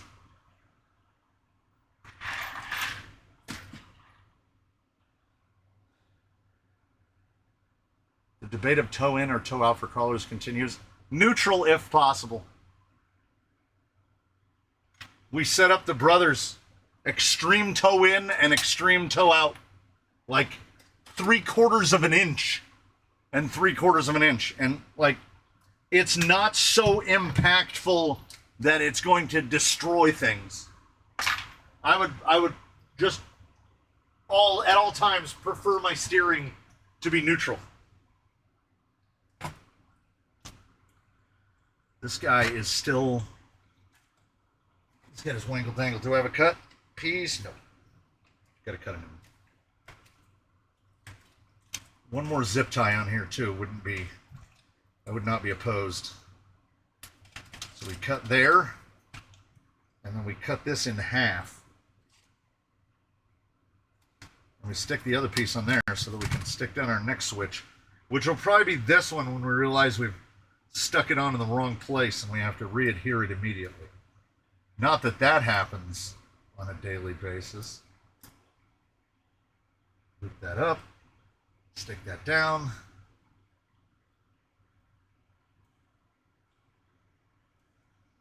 We can put one more zip tie on it, but we don't have to put it on right now.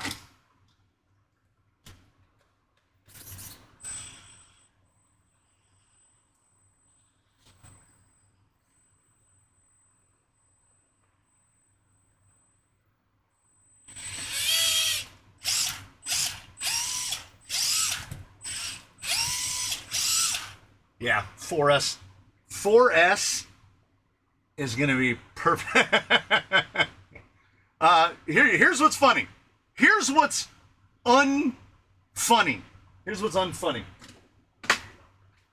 The computer guy himself says 42316 available late July. I automatic ASC 42316 forward gears for Stealth XF. I automatically, just like I know TRA 2362 seals for Traxxas shocks and TRA 2669. What has been pushed out of my mind to clear space for the knowledge of part numbers like 42316 and 2669? This thing's sitting maybe a little low in the back. We could stand up a little bit more, and by a little bit more I mean like that. So a lot of bit more, because we're going to put the weight of a body on it. I would go forward 1 hole on the shot on the front, and I would go back probably 2 holes on the rear. We are standard travel. And someone asked, these are not megalithics, these are FYRs. And they said that the wheels are hideous. Appearance, pretty and ugly, are subjective. What these are is very minimally dished, which is what allows us to get a, well, I haven't measured it fully set yet. Just a hair over 230. Probably 232, 233. And the rear should be about the same. And is. Shocks look okay. I mounted that shock backwards relative to that one, so it's got a jaunty on it.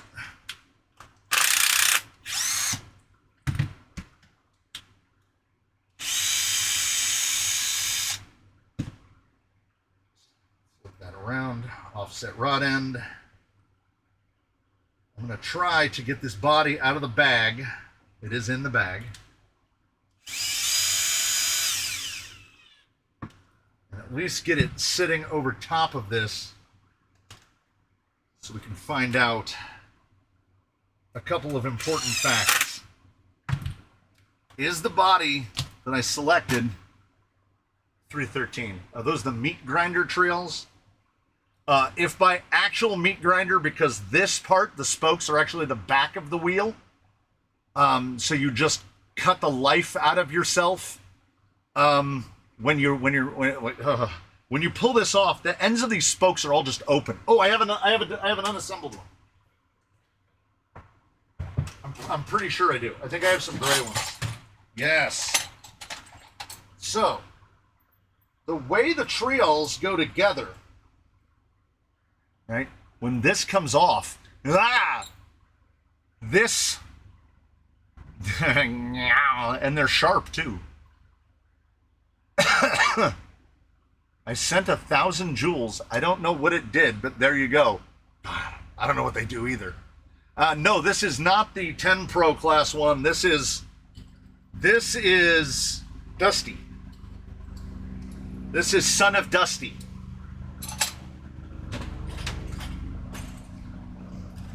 Imagine putting that thing on a drill, just this part, and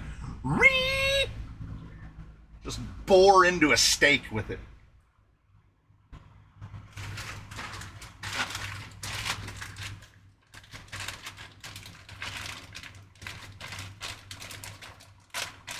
How many of those hat gears do you need for the Stealth XF? I bought them weeks ago. I bought 3 sets pre-purchased so that the minute they get them in, I'd better get the first 3 sets. If I go on A-Main and they show as in stock and mine haven't showed as shipped, I'm getting on the blower.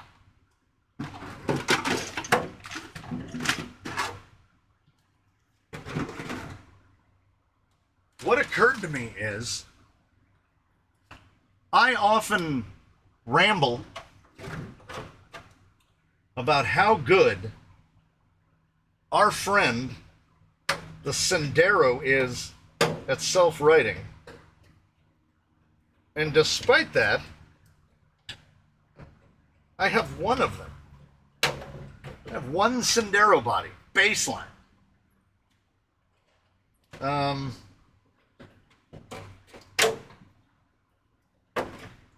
I don't know how this happened. Got another Sendero, but it's my second one.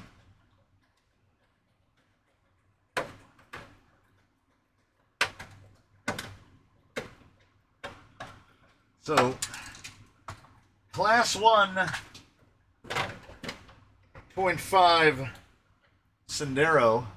The Trail Walker does okay in Dusty. The Trail Walker is great.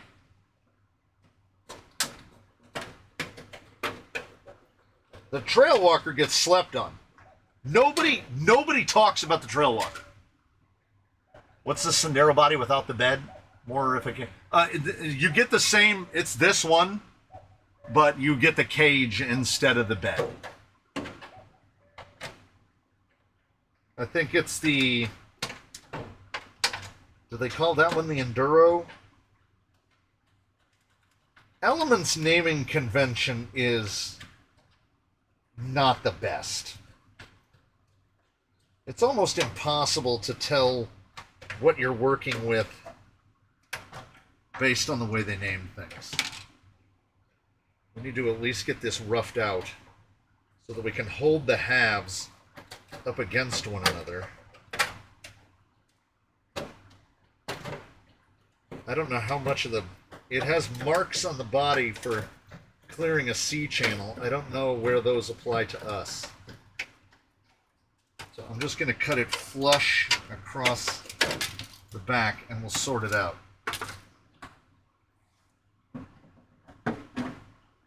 I get the feeling this body is a 324, 328. What's it called? Like the one you put in the Whisperer. Oh, that was the Enduro Titanium. That's where we've had another one. Yeah, that was from the tower sale.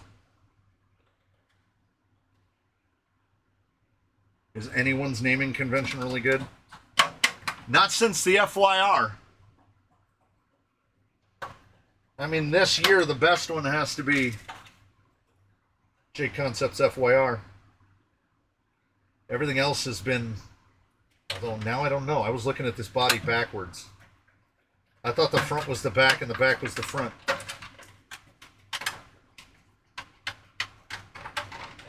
I don't know where Mr. Hurley is, or I would tell him to run and measure the Whisper and see what its wheelbase is. That's a 324 body. That's what I was afraid of. Well, it's not really that big of an issue. I believe the link length differential is about 10. So I put 10 millimeter longer lowers on it, and then I put the current lowers on as the uppers, and we're done. That's 313. That's 313.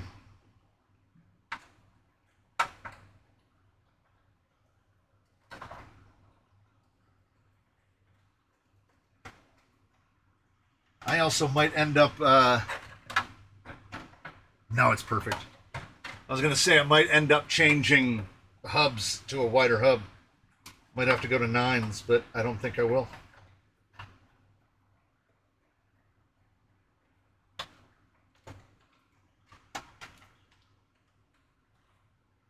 Okay, so we do need to cut this little jingus out of here. Technical term.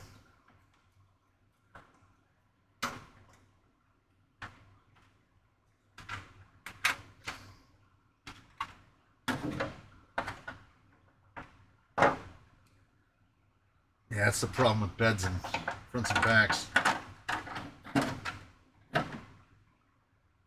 Yeah, it's 313.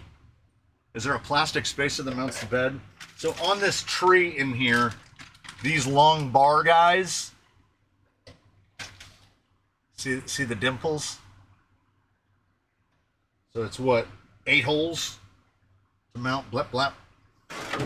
And it has the full shebang. It's got the grill, wipers, the auto snap mirrors. We're not going to mess with the auto snap mirrors. I should just paint him. We should just paint him gray, right? And be like, he's fake baseline.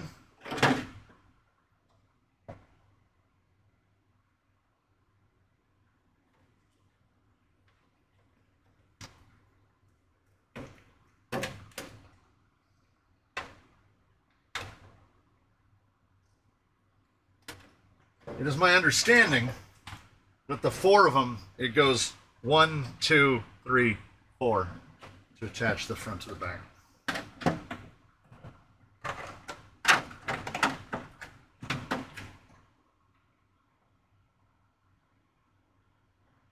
Can't really tell until they're mated,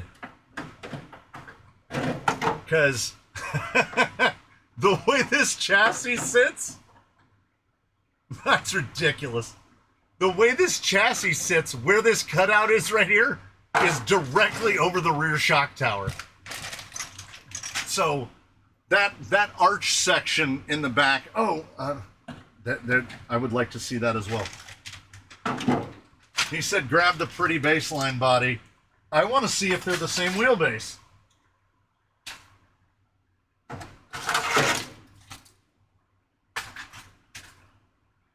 Because this,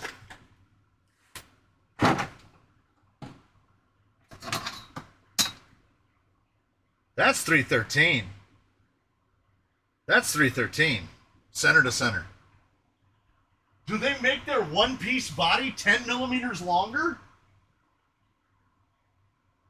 If I can find it. There it is.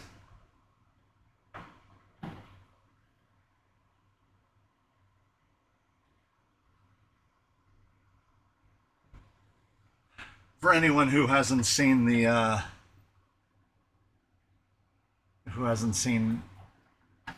Baseline's pretty body, it's longer. It's longer. I don't know if I can. Okay. So, is this even possible, what I'm trying to do? I guess upside down is probably best.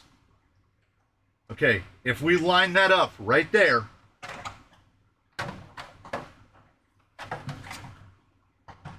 see the points of the fenders? It's behind my hand.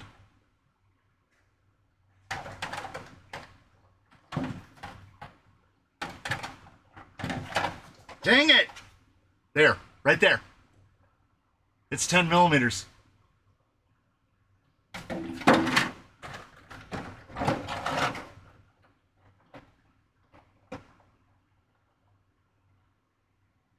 I haven't booted up camera 2, but I can.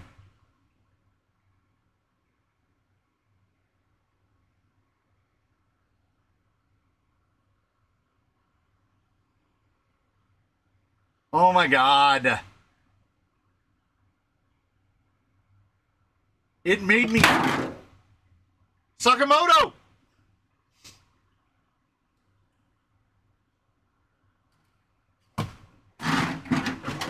Okay, so it's reversed. Oh, I'm gonna get motion sick.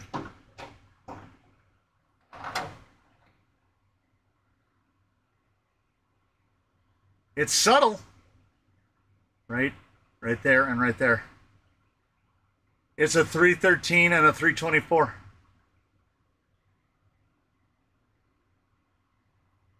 I'm trying to see where the difference.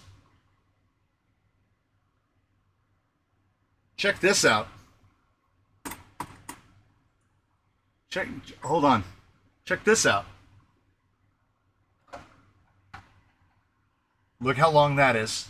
Okay. This is the front tailgate back here. We got 20 millimeters, and then this back one is about 25. 25. Look at this one. 33. And then the back one is like 10. So all the length differential in it is just in the bed. Yeah. So if we line those up the same, but if we line the tailgates up, why would they do that? This is, okay. The Wisp, so the two-piece with the cage might be 324. This two-piece right here, if we go from the center of that wheel arch to the center of this wheel arch, is 313 millimeters. This body is 313. There's no other measurement. The bed is completely different. So when you get the cage, apparently, yeah, I mean, if you cut the bumper off and flipped it around,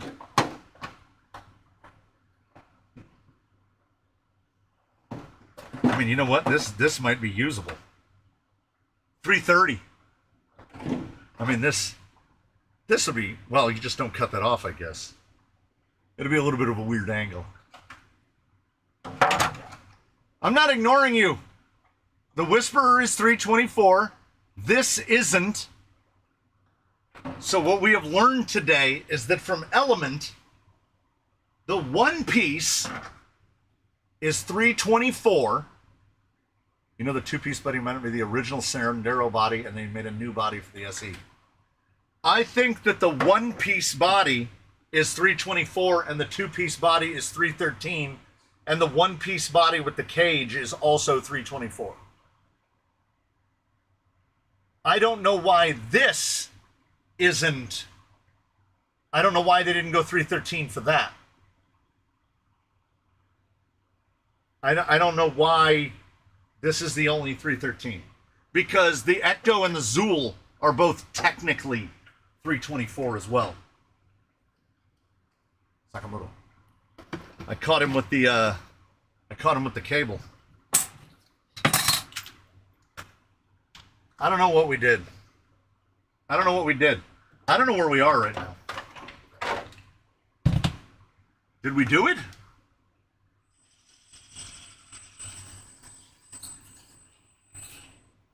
Why would they do the cage 324? Because that rig is 324. Zool is 324. SE is 324. Apparently, only the HD is 313. Is it a trailing arm thing? Gatekeeper was 324. Sakamoto Day Season 2 in 2027. Good God. Have they gone back to conventional animation? Or are they painting it by hand? The better answer to why would they do it 324 is, why does Element do anything the way it does? The short and sad answer is private equity.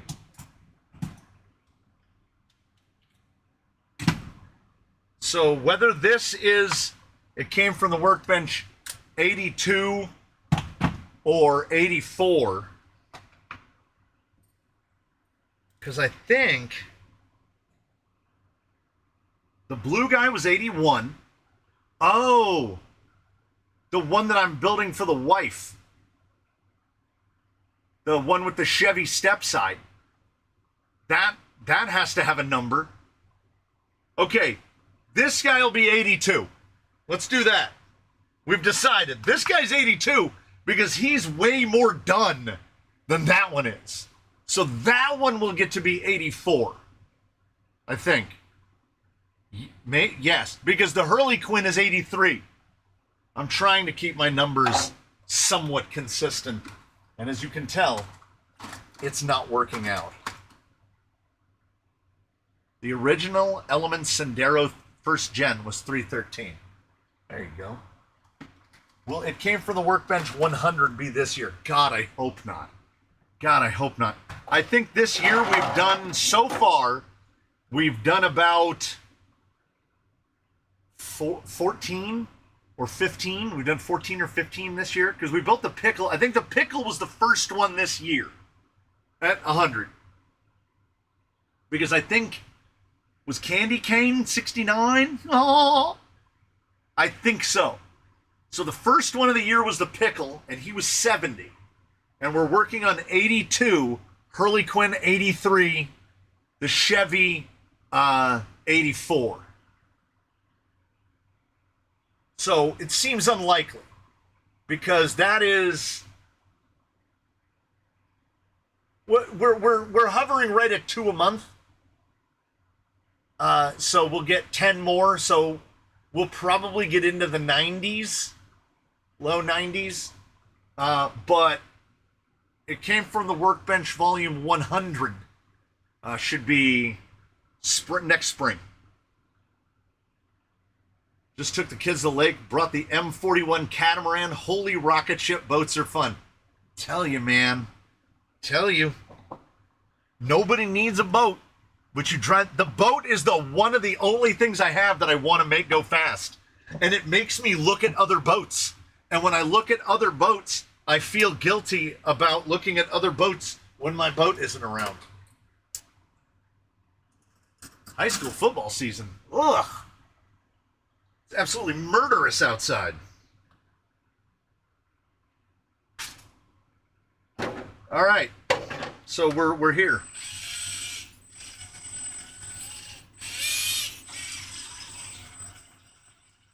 So there's a couple ghost. I'm enjoying this a lot. I've never flipped mine. Knock wood. But at least with the Traxxas boats, they've got a little booty hole on the back. They got a little cloaca, and you goose it in reverse, and water flows in and causes the boat to flip over. And then when you hit throttle, the water flows back out of the little magic flippy over chamber. I haven't had to use it yet, but they are refilling the big lake. It came from the Workbench 1 was the Tranquish. So 100 should be something that calls back to that, bring it full circle. That's so far away that anything like the parts for Workbench 100 aren't here yet. We have no idea what that's going to be. Maybe. Ooh.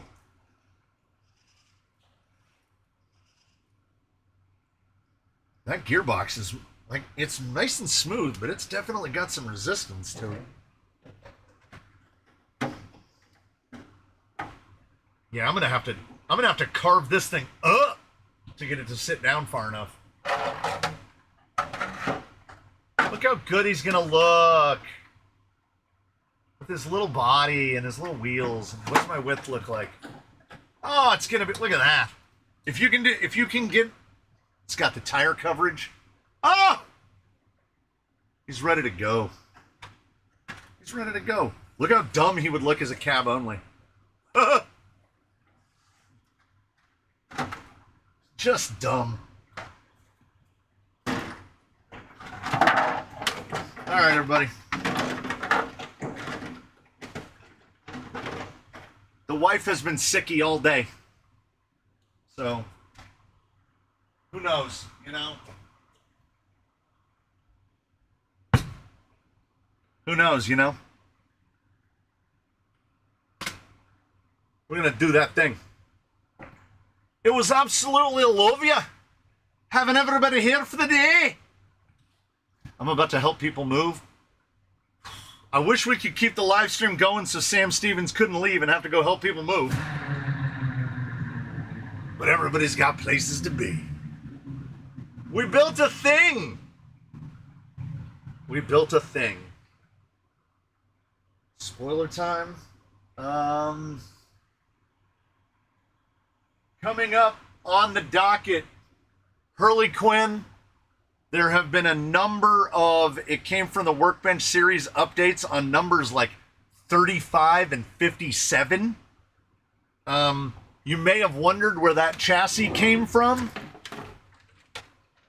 Well, his bottom is suspiciously flat now, is it not? And I think I see a word back there through the rear fender. Also coming up,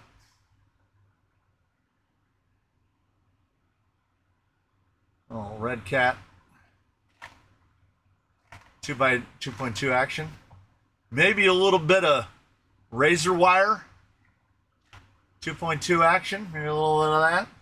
We got stuff. We got things to do. We got stuff to see.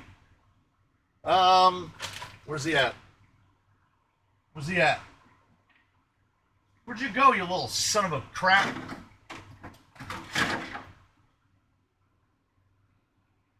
The people of the Discord have seen it. You want to see what a really small radio looks like? I don't want to get demonetized.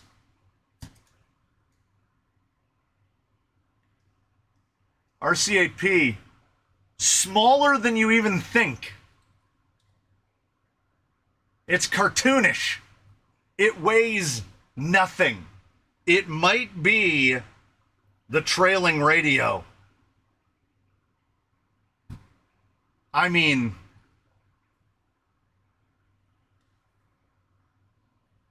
why so small?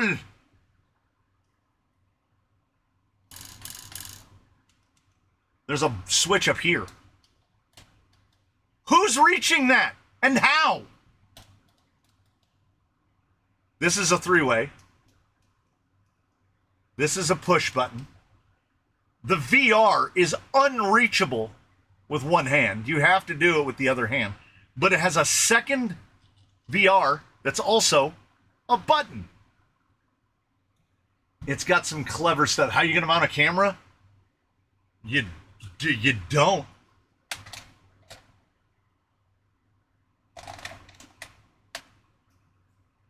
Oh, wait. You ready? Welcome to waiting link. They always talk.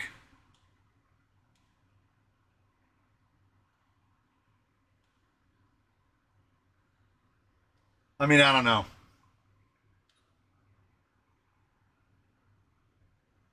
I don't know. they are kind of marketing it as this like compact radio for that type of thing.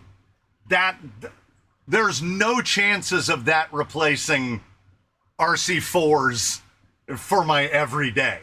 Like, maybe for the pickle, that thing will be useful because I walk 4, 5, 6 miles holding a radio in my hand, and I feel it in my neck and shoulder as I carry that weight in one hand. But, you know, there's there's a small size differential between the two. Absolutely ridiculous. Yeah, it comes with the same receiver this one does. They come with the same receiver. Yeah, so it's on the same protocol. Oh, but I'll show you one last thing. The absolute spoiler. One last thing.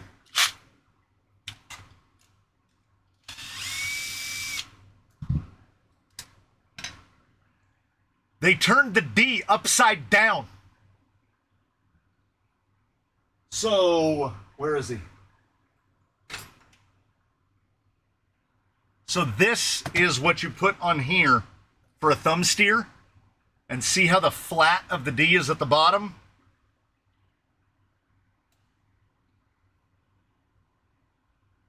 It's backwards. Absolutely no reason.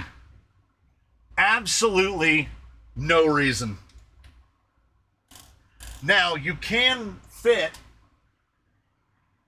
They didn't change the whole thing of it. So you can just put. You can just throw an RC6 wheel on it. Because ordinarily it would be like that. I don't know why they just thought, hey, let's invert that. Yeah, it's supposed to have like voice command, etc., etc. This is a radio of somewhat limited use. This is a radio. If you're only going to buy one radio, I still say just buy an RC6 GS. It'll do everything you need. From four-wheel steer to lights to winches to all of it. You know, hey, it is what it is. You got me into overtime. I'm going to get a coffee drink. And then I'm going to sit down and I'm going to watch maybe a movie. Might play some Borderlands, you know, Friday evening. Only limited use if you limit yourself. Oh, man. Do you hear this? We need to burn that into a piece of wood. Should it be a piece of wood that says, only limit it if you limit yourself. Some raccoon on the internet. I tell you what. I'm gonna go through. I'm gonna turn off all the power switches.